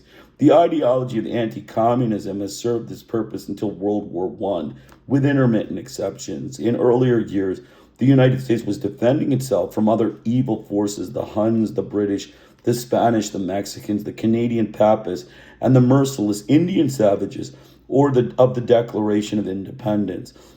But since the Bolshevik Revolution, in particular in the era of bipolar world power that emerged from the ashes of World War II, a more credible enemy has been the monolithic and ruthless conspiracy that seeks to subvert our noble endeavors, in John F. Kennedy's phrase, Ronald Reagan's evil empire. In the early Cold War years, Dean Acheson and Paul Nitz planned to bludgeon the mass mind of top government, as Acheson put it with reference to NSC 68. They presented a frightening portrayal of the communist threat in order to overcome public business and congressional desires for peace, low taxes, and sound fiscal policies, and to mobilize popular support for the full-scale rearmament that they felt was necessary to overcome communist ideology and Western economic vulnerability. William Borden observes in a study of post-war planning, the Korean War served these purposes admirably. The ambiguous and complex interactions that led to the war were ignored in favor of a more useful image of a Kremlin campaign of world conquest. Dean Acheson, meanwhile, remarks that in the Korean hostilities, an excellent opportunity here offered to disrupt the Soviet peace offensive, which is assuming serious proportions and having a certain effect on public opinion. The structure of much of the subsequent era was determined by these manipulations, which also provided a standard for later practice. In earlier years, Woodrow Wilson's Red Scare demolished unions and other dissident elements. A prominent feature was the suppression of independent politics and free speech on the principle that the state is entitled to prevent improper thought in its expression. Wilson's Creel Commission, dedicated to creating war fever among the generally pacifist population, had demonstrated the efficacy of organized propaganda with the cooperation of the loyal media and the intellectuals who devoted themselves to such tasks as historical engineering, the term devised by historian Frederick Paxson, one of the founders of the National Board for Historical Services, established by U.S. historians to serve the state by explaining the issues of the war that we might better win it. The lesson was learned by those in a position to employ it. Two lasting institutional consequences were the rise of the public relations industry. One of those whose leading figures, Edward Bernays, had served on the Wartime Propaganda Commission, and the establishment of the FBI as, in effect, a national political police. This is a primary function it has continued to serve, as illustrated, for example, by its criminal acts to undermine the rising quote-unquote crisis of democracy in the 1960s and the surveillance and disruption of popular opposition to U.S. intervention in Central America 20 years later. The effectiveness of the state corporate propaganda system is illustrated by the fate of May Day, a workers' holiday throughout the world that originated in response to the judicial murder of several anarchists after the Haymarket Affair of May 1886, in a campaign of international solidarity with U.S. workers struggling for an 8-hour day. In the United States, all has been forgotten. May Day has become Law Day, the jingoist celebration of our 200-year-old partnership between law and liberty, as Ronald Reagan declared, while designating May 1st as Law Day 1984, adding that without law there can be only chaos and disorder. The day before, he had announced that the United States would disregard the proceedings of the International Court of Justice that later condemned the U.S. government for its unlawful use of force and violation of treaties in its attack against Nicaragua. Law Day also served as the occasion for Reagan's declaration of May 1st, 1985, announcing an embargo against Nicaragua in a response to the emergency situation by the Nicaraguan government's aggressive activities in Central America, actually declaring a national emergency since renewed annually because the policies and actions of the government of Nicaragua constituted an unusual and extraordinary threat to the national security and foreign policy of the United States, all with the approbation of Congress, the media, and the intellectual community generally, or in some circles, embarrassed silence. The submissiveness of the society to business dominance secured by Wilson's Red Scare began to erode during the Great Depression. In 1938, the board of directors of the National Association of Manufacturers, adopting the Marxist rhetoric that is common in the internal records of business and government documents, described the hazard facing industrialists in the newly realized political power of the masses. Unless their thinking is directed, it warned, we are definitely headed for adversity. No less threatening was the rise of labor organization, in part with the support of industrialists who perceived it as a means to regularize labor markets. But too much is too much, and business soon rallied to overcome the threat by the device of employer mobilization of the public to crush strikes. As an academic study of the 1937 Johnstown steel strike observed, this formula the business community exulted was one that business had hoped for, dreamed of, and prayed for. Combined with strong arm methods, propaganda campaigns were used effectively to subdue the labor movement in subsequent years. These campaigns spent millions of dollars to tell the public that nothing was wrong and that grave dangers lurked on the proposed remedies of the unions. The La Follette Committee of the Senate observed in its study of business propaganda. In the post-war period, the public relations campaign intensified, employing the media and other devices to identify so-called free enterprise, meaning state-subsidized private profit, with no infringement on managerial prerogatives, as the American way threatened by dangerous subversives. In 1954, Daniel Bell, then an editor of Fortune magazine, wrote that it has been industry's prime concern in the post-war years to change the climate of opinion ushered in by the Depression. This free enterprise campaign has two essential aims: to re-win the loyalty of the worker, which now goes to the union, and to halt creeping socialism. That is the mildly reformist capitalism of the New Deal. The scale of business public relations campaign, Bell continued, was staggering, though through advertising in press and radio and other means. The effects were seen in legislation to constrain union activity, the attack on independent thought, often mislabeled McCarthyism, and the elimination of any articulate challenge to business domination. The media and intellectual community cooperated with enthusiasm. The universities in particular were purged and remained so until the crisis of democracy, quote unquote, dawned and students and younger faculty began to ask the wrong kinds of questions. That elicited a renewed, though less effective, purge, while in a further resort to necessary illusion, it was claimed, and still is, that the universities were virtually taken over by left-wing totalitarians, meaning that the grip of orthodoxy was somewhat relaxed. As early as 1947, a State Department public relations officer remarked that smart public relations has paid off as it has before and will again. Public opinion is not moving to the right. It has moved cleverly to the right. While the rest of the world has moved to the left, has admitted into labor government, has passed liberalized legislation, the United States has become anti-social change, anti-economic change, and anti-labor. By the time the rest of the world was being subjected to similar pressures, as the Truman administration, reflecting the concerns of the business community, acted vigorously to arrest such tendencies in Europe, Japan, and elsewhere, through means ranging from extreme violence to control of desperately needed food, diplomatic pressures, and a wide range of other devices. All of this is much too little to understand, but I cannot pursue it properly here. Throughout the modern period, measures to control the public mind have been employed to enhance the natural pressure of the free market, the domestic counterpart to intervention in the global system. It is worthy to note that with all the talk of liberal free trade policies, the two major sectors of the U.S. economy that remain competitive in the world trade, high technology industry and capital-intensive agriculture, both rely heavily on state subsidy and a state-guaranteed market. As in other industrial societies, the U.S. economy had developed in earlier years through protectionist measures. In the post-war period, the United States grandly proclaimed liberal principles on the assumption that the U.S. investors would prevail in any competition, a plausible expectation in the light of the economic realities of the time, and one that was fulfilled for many years. For similar reasons, Great Britain had been a passionate advocate of the free trade during the period of its hegemony, abandoning these doctrines and lofty rhetoric that accompanied them in the interwar period when it could not withstand competition from Japan. The United States is pursuing much the same course today in the face of similar challenges, which were quite unexpected 40 years ago, indeed until the Vietnam War. Its unanticipated cost weakened the U.S. economy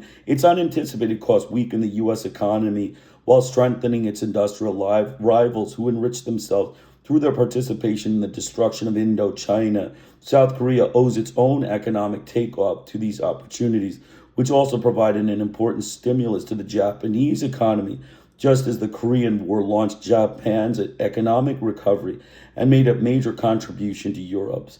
Another example is Canada, which became the world's largest per capita exporter of war material during the Vietnam years, while deploring the immorality of the U.S. war, to which it was enthusiastically contributing. Operations of domestic thought control are commonly undertaken in the wake of wars and other crises. Such turmoil tends to encourage the crisis of democracy, that is, the persistent fear of privileged elites requiring measures to reverse the thrust of popular democracy that threatens established power. Wilson's Red Scare served that purpose after World War I, and the pattern was reenacted when World War II ended. It was necessary not only to overcome the popular mobilization that took place during the Great Depression, but also to bring people up to the realization that the war isn't over by any means, as presidential advisor Clark Clifford observed when the Truman Doctrine was announced in 1947, the opening gun in this campaign. The Vietnam War and its popular movements of the 1960s elicited similar concerns. The inhabitants of enemy territory at home had to be controlled and suppressed so as to restore the ability of U.S. corporations to compete in the more diverse world market by reducing real wages and welfare benefits and weakening working class organizations. Young people in particular had to be convinced that they must be concerned only for themselves in a culture of narcissism. Every person may know in private that the assumptions are not true for them, but at a time of life when one is insecure about personal identity and social place, it is all too tempting to adapt to what the propaganda system asserts to be the norm. Other newly mobilized sectors of the special interest also had to be restrained or dissolved, tasks that sometimes required a degree of force, as in the programs of the FBI to undermine the ethnic movements and other elements of the rising dissident culture by instigating violence or its direct exercise, and by other means of intimidation and harassment. Another task was to overcome the dread Vietnam syndrome, which impeded the resort to forceful means to control the dependencies, as explained by commentary editor Nicholas Norman Podhoretz. The task was to overcome the sickly inhibitions against the use of military force that developed in revulsion against the Indochina Wars, a problem that was resolved, he hoped, in the glorious conquest of Grenada when 6,000 elite troops succeeded in overcoming the resistance of several dozen Cubans and some Grenadian militiamen, winning 8,000 medals of honor for their prowess. To overcome the Vietnam syndrome, it was necessary to present the United States as the aggrieved party and the Vietnamese as the aggressors. A difficult task, it might be thought, by those unfamiliar with the measures available for controlling the public mind, or at least those elements of it that count. By the late stages of the war, the general population was out of control, with a large majority regarding the war as fundamentally wrong and immoral, and not a mistake, as polls reveal up to the present. Educated elites, in contrast, pose no serious problem, contrary to the retrospective necessary illusion fostered by those who now declare themselves early opponents of the war. In reality, there was only the most scattered opposition to the war among these circles, apart from concern over the prospect for success and the rising cost.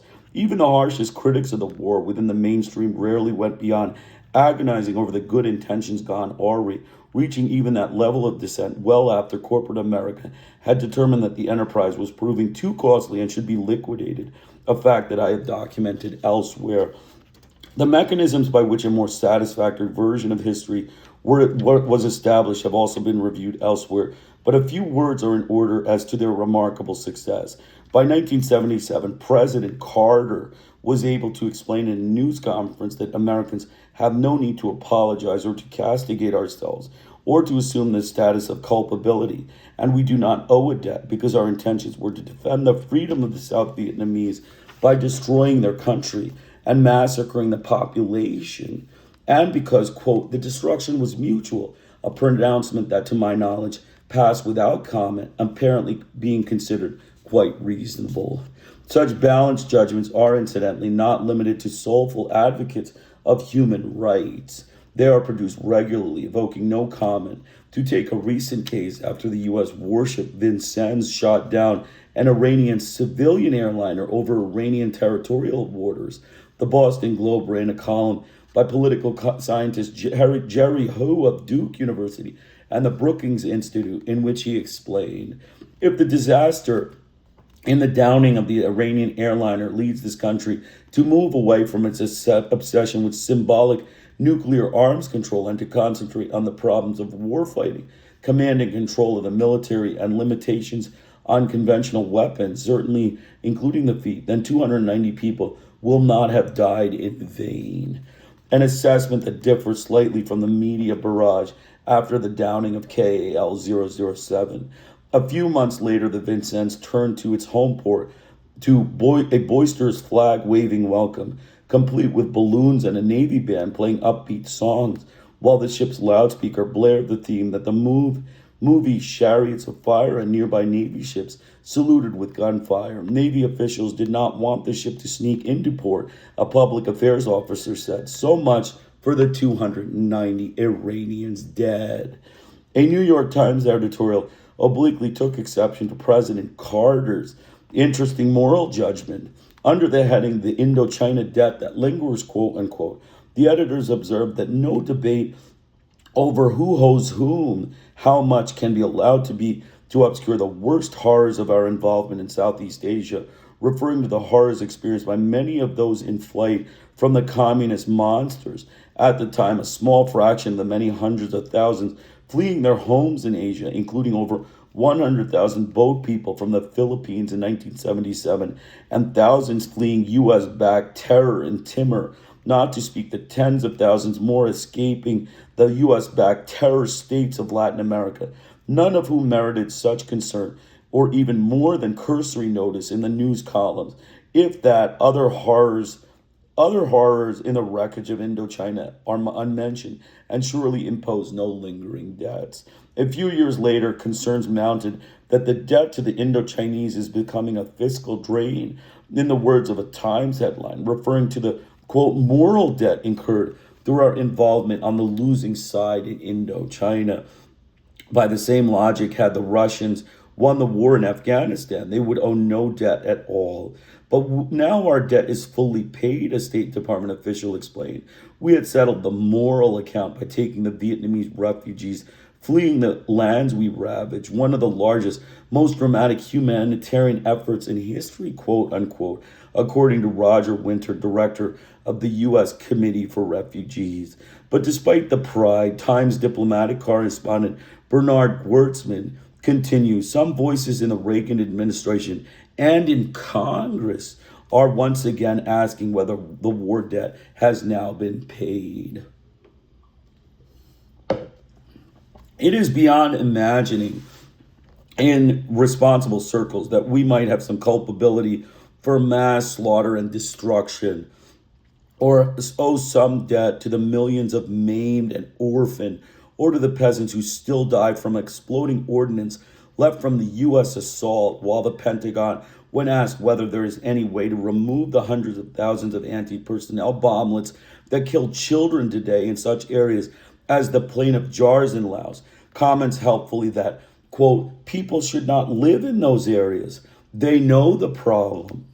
The United States has refused even to give its mine maps of Indochina to civilian mine deactivation teams, ex-Marines who visited Vietnam in 1989 to help remove mines they had laid report that many remain in areas where people try to farm and plant trees, and were informed that many people are still being injured and killed as of January 1989.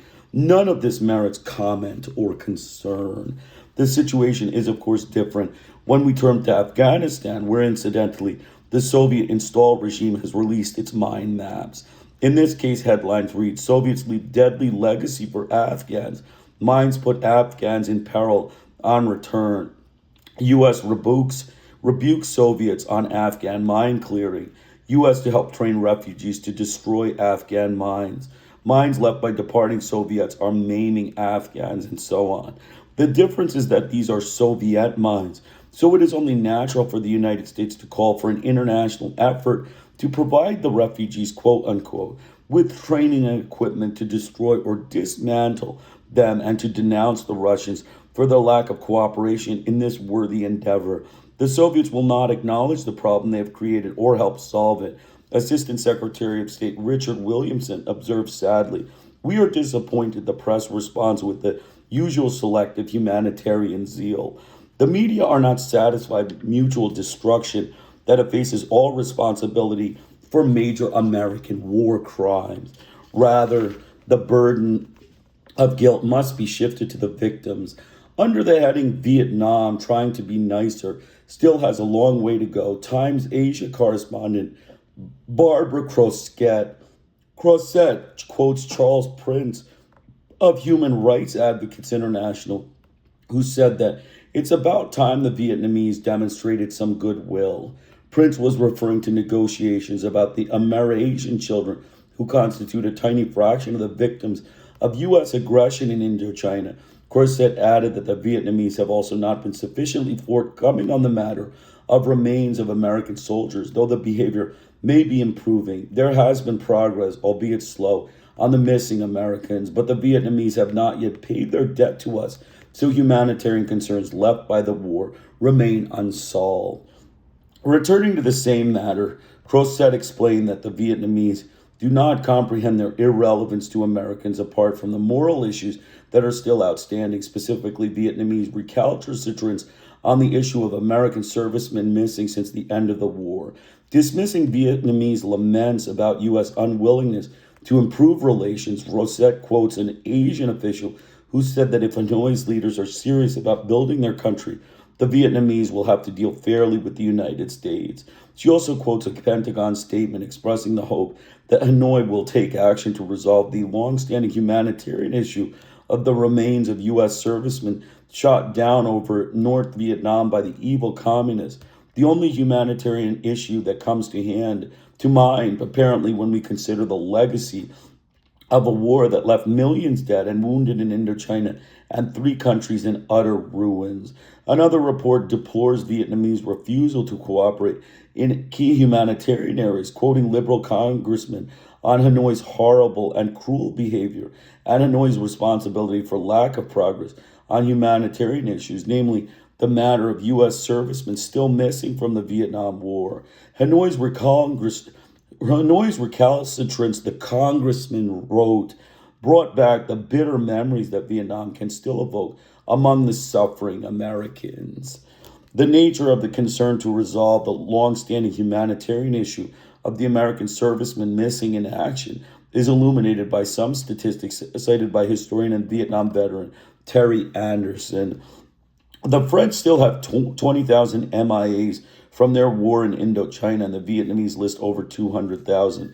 Furthermore, the United States still has 80,000 MIAs from World War II and 8,000 from the Korean War, figures that represent 20 and 15% respectively of the confirmed dead in those conflicts. The percentage is 4% for the Vietnam War. The French have established diplomatic relations with Vietnam, as the Americans did with Germany and Japan. Anderson observes, adding, "We won in 1945, of course, so it seems that MIAs only are important when the United States loses the war. The real noble cause for the Reagan administration is not the former war, but its emotional and impossible crusade to retrieve all recoverable remains. More precisely, the noble cause is to exploit personal tragedy for political ends, to overcome the Vietnam syndrome at home, and to bleed Vietnam." The influential House Democrat Lee Hamilton writes that almost 15 years after the Vietnam War, Southeast Asia remains a region of major humanitarian, strategic, and economic concern to the United States. The humanitarian concern includes 2 cases. Nearly 2,400 American servicemen are unaccounted for in Indochina.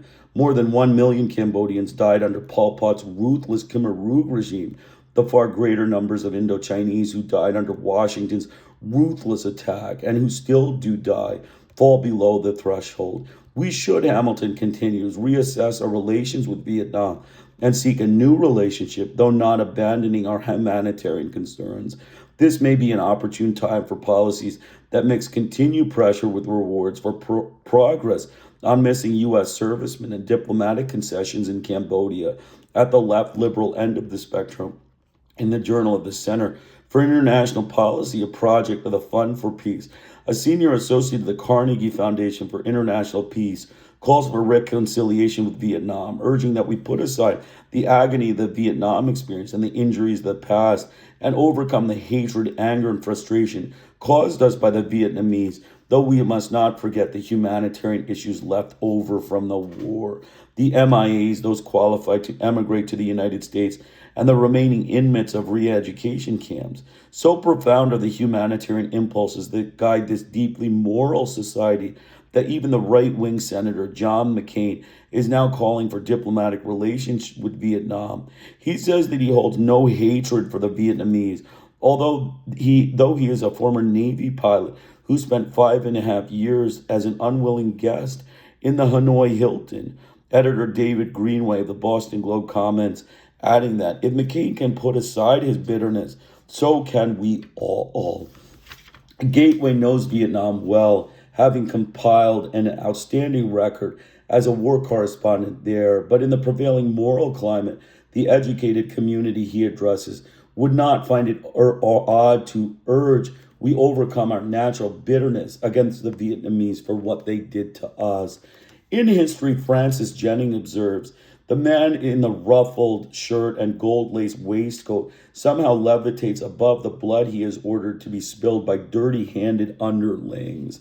These examples illustrate the power of the system that manufactures necessary illusions, at least among the educated elites, who are the prime targets of the propaganda and its purveyors. It would be difficult to conjure up an achievement that might lie beyond the reach of mechanisms of indoctrination that can portray the United States as an innocent victim of Vietnam, while at the same time pondering the nation's excesses of self-flagellation. Journalists not subject to the same influence and requirements see a somewhat different picture. In an Israeli mass circulation daily, Amnon Kapulik published a series of thoughtful and sympathetic articles on a 1988 visit to Vietnam. One is headlined, "Thousands of Vietnamese Still Die from the Effects of American Chemical Warfare." He reports estimates of 250,000 victims in South Vietnam, in addition to the thousands killed by unexploded ordnance, 3,700 since 1975 in the Da Nang area alone. Kapulik describes the terrifying scenes in hospitals in the South with children dying of cancer and hideous birth deformities. It was South Vietnam, of course, that was targeted for chemical warfare, not the North, where the consequences are not found, he reports. There is little hope for amelioration in the coming years. Vietnamese doctors fear as the effects linger on in the devastated southern region of this bereaved country, with its millions of dead and millions more widows and orphans, and where one hears hair-raising stories that remind me of what we heard during the trials of Eichmann and Demjanjuk, for victims who remarkably expressed no hatred against the American people. In this case, of course, the perpetrators are not tried, but are honored for their crimes in the civilized, Western, racist world. Here, too, some have been concerned over the effects of the chemical warfare that sprayed millions of gallons of Agent Orange and other poisonous chemicals over an area the size of Massachusetts and South Vietnam, more in Laos and Cambodia. Dr. Grace Ziem, a specialist on chemical exposure and disease who teaches at the University of Maryland Medical School, addressed the topic after a 2-week visit to Vietnam, where she had worked as a doctor in the 1960s. She too described visits to hospitals in the South, where she inspected the sealed transparent containers with hideously malformed babies and the many patients from heavily sprayed areas, women with extremely rare malignant tumors and children with deformities found far beyond the norm. But her account appeared far from the mainstream, where the story, when reported at all, has quite a different cast and focus. Thus, in an article on how the Japanese are attempting to conceal their World War II crimes, we read that one Japanese apologist referred to U.S. troops who scattered poisons by helicopter. Presumably, the reporter explained he was referring to Agent Orange, a defoliant suspected to having caused birth defects among Vietnamese and the children of American servicemen. No further reflections are suggested in this context, and we can read about $180 million in chemical companies compensation to the Agent Orange victims, U.S. soldiers, that is, not the Vietnamese civilians whose suffering is vastly greater. And somehow these matters scarcely arose as indignation swelled in 1988 over alleged plans by Libya to develop chemical weapons. The right turn among elites took political shape among the later years of the Carter administration and in the Reagan years when the proposed policies were implemented and extended with a bipartisan consensus. But as the Reaganite state managers discovered, the Vietnam syndrome proved to be a tough nut to crack, hence the vast increase in clandestine operations as the state was driven underground by the domestic enemy. As it became necessary by the mid-1980s to face the cost of Reaganite military Keynesian policies, including the huge budget and trade deficits and foreign debt, it was predictable and predicted that the evil empire would become less threatening and the plague of international terrorism would subside, not so much because the world was all that different, but because of the new problems faced by the state management. Several years later, the results are apparent among the very ideologues who were ranting about the ineradicable evil of the Soviet barbarians and their minions. This statesman-like approach is now mandatory, along with summary and arms negotiations, but the basic long-term problems remain and will have to be addressed. Throughout this period of U.S. global hegemony, exalted rhetoric aside, there has been no hesitation to resort to force if the welfare of the U.S. elites is threatened by what secret documents describe as the threat of nationalistic regimes that are responsive to popular demands for improvement in the low living standards of the masses and production for domestic needs, and that seek to control their own resources.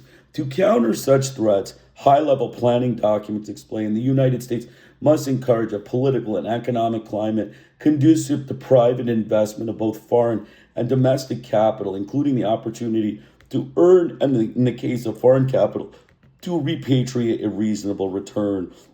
The means, it is frankly explained, must ultimately be force, since such policies somehow fail to gain much popular support and are constantly threatened by the subversive elements called quote-unquote communists. In the third world, we must ensure protection of our raw materials, as Jordan Keenan pinned it, and encourage export-oriented production, maintaining a framework of liberal internationalism, at least insofar as it serves the needs of U.S. investors. Internationally, as at home, the free market is an ideal to be lauded if its outcome accords with the perceived needs of domestic power and privilege. If not, the market must be guided by efficient use of state power. If the media and the respectable intellectual community generally are to serve their societal purpose, such matters as these must be kept beyond the pale, remote from public awareness, and the massive evidence provided by the documentary record and evolving history must be consigned to dusty archives or marginal publications. We may speak in retrospect of blunders, misinterpretation, exaggeration of the communist threat, faulty assessments of national security, personal failings, even corruption and deceit in the part of leaders gone astray. But the study of institutions and how they function must be scrupulously ignored apart from the fringe elements or relatively obscure scholarly literature. These results have been quite satisfactorily achieved. In capitalist democracies of the third world, the situation is often much the same. Costa Rica, for example, is rightly regarded as the model democracy of Latin America.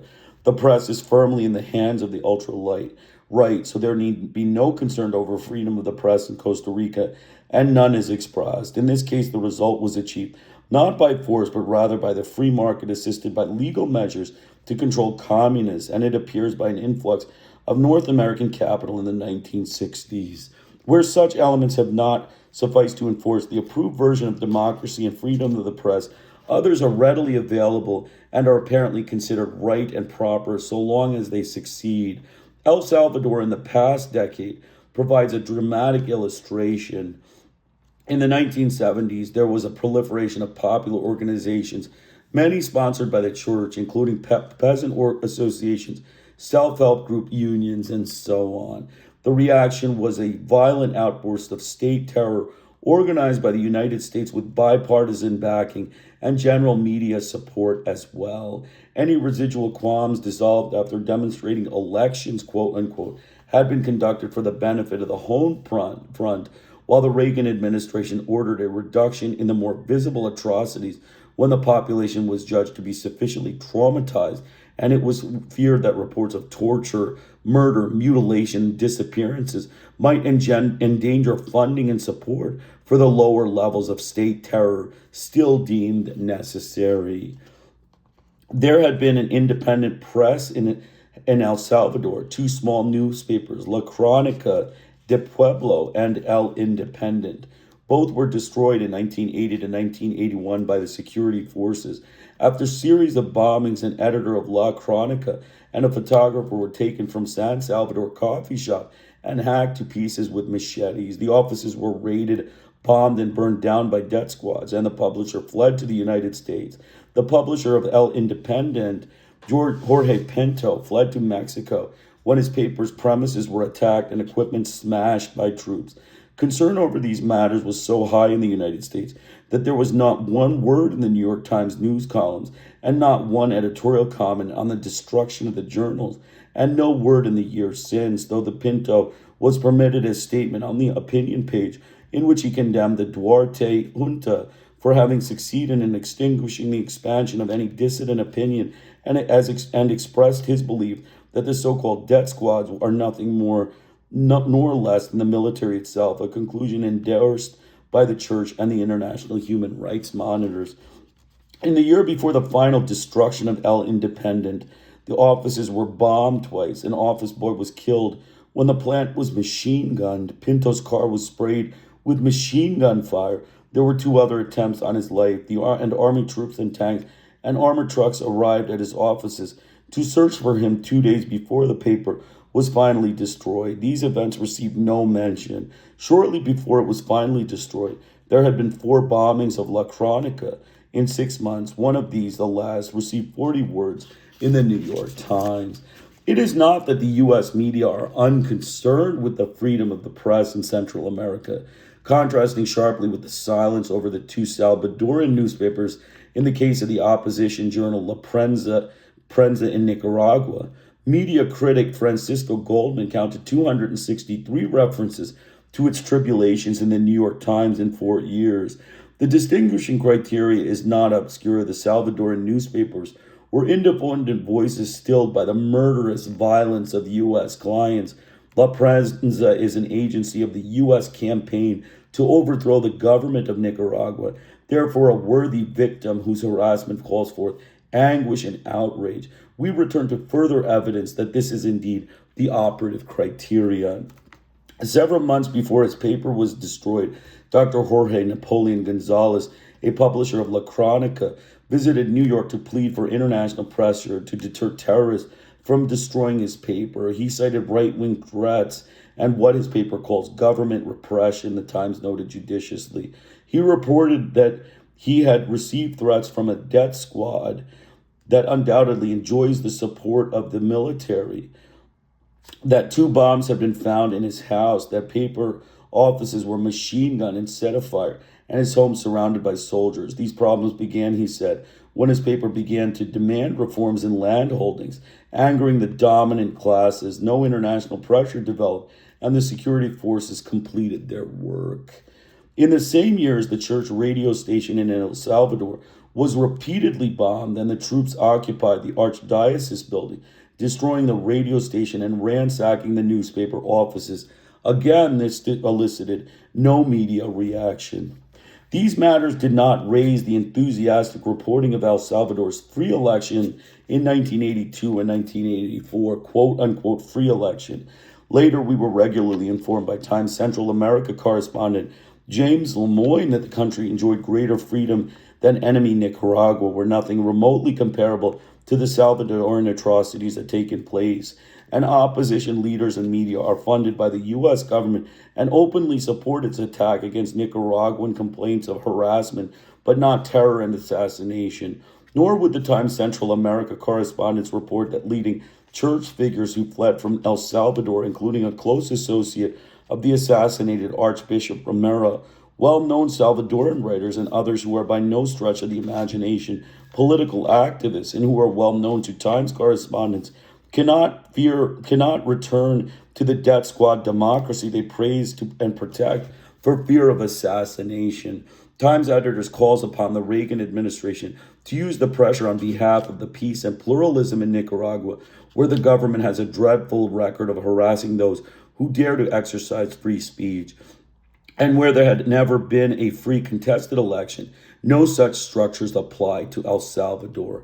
In such ways, the free press labors to implant the illusions, quote unquote, that are necessary to contain the domestic enemy. So, excellent chapter containing the enemy, necessary illusions, thought control, and democratic societies.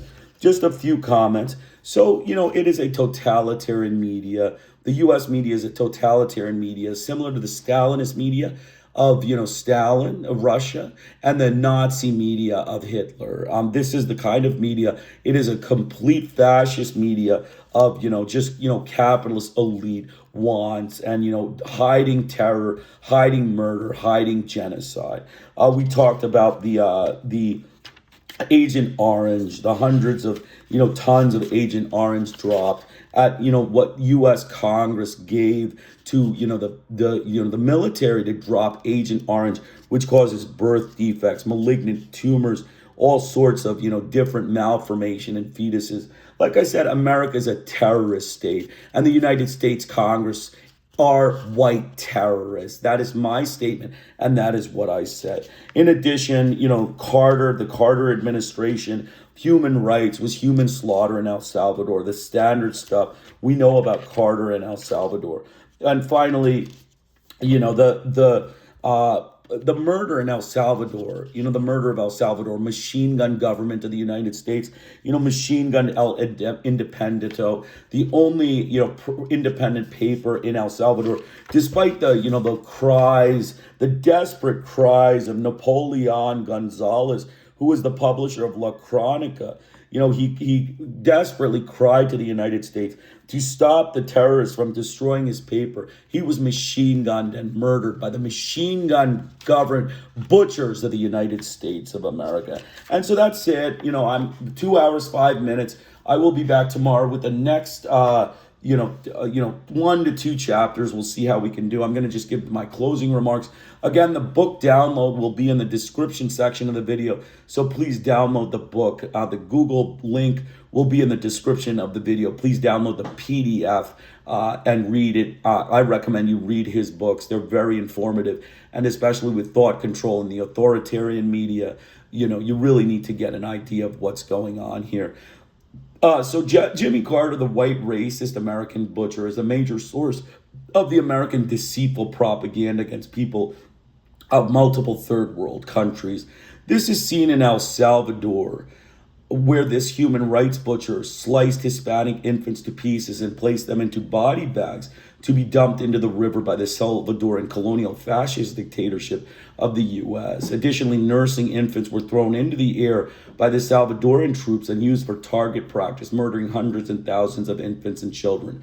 Jimmy Carter, the humanitarian butcher of Washington, received racist Hollywood Oscar comedy awards for these deeds by the European racist colonial gangsters of Britain and France. He also was a huge supporter of Anastasio Somoza, the butcher of Nicaragua, placed there by the United States fascist regime, and was responsible for bombing his own cities, napalm and cluster bombs supplied by Jimmy Carter to murder Nicaraguan campesinos all throughout Nicaragua.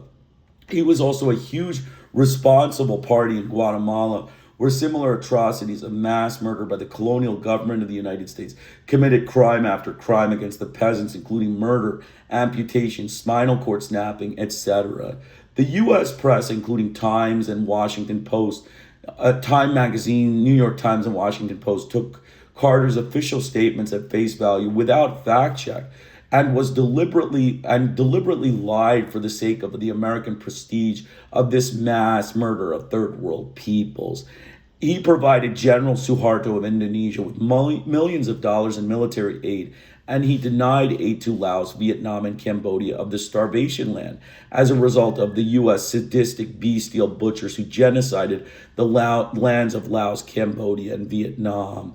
When the great humanitarian was asked why you were not giving aid, the butcher replied, "The destruction was mutual, as evidenced by napalm in Georgia Agent Orange and White Phosphorus in South Carolina, another sadistic fraud of the U.S. government, a racist gangster of colonialism, and a pro-European fascist murderer. In Indochina, Johnson played a propaganda war that involved the secretive bombing of Laos, which the media kept from the world public, associated with mass murder by the criminal terrorist government of the United States of America. He started the devastating bombing campaign of Vietnam, with murder of hundreds of thousands of Vietnamese civilians in the name of American liberation, when American enslavement was the real goal. In addition, his Phoenix program, an assassination program of the criminal terrorist government of the United States, conducted wide-scale murder in South Vietnam against peasants that were not even affiliated with the NLF, and upwards of 150,000 people were killed in this program. Johnson is a butcher of Washington, one of the most criminal mass murderers of the U.S. government terrorists of the 1960s, and his actions pale that of the Nazi extermination of the Jews that he did in Indochina. Necessary Illusions, an important book addressing American propaganda and mass murder and criminal terrorism by the United States government, is a discussion of its imperial conquest throughout the world. So that's it. Krishna Iyer with the Iyer Think Tank in Delray Beach, 2 hours, 10 minutes. Please join me for the next 1 to 2 chapters tomorrow. Have a great day.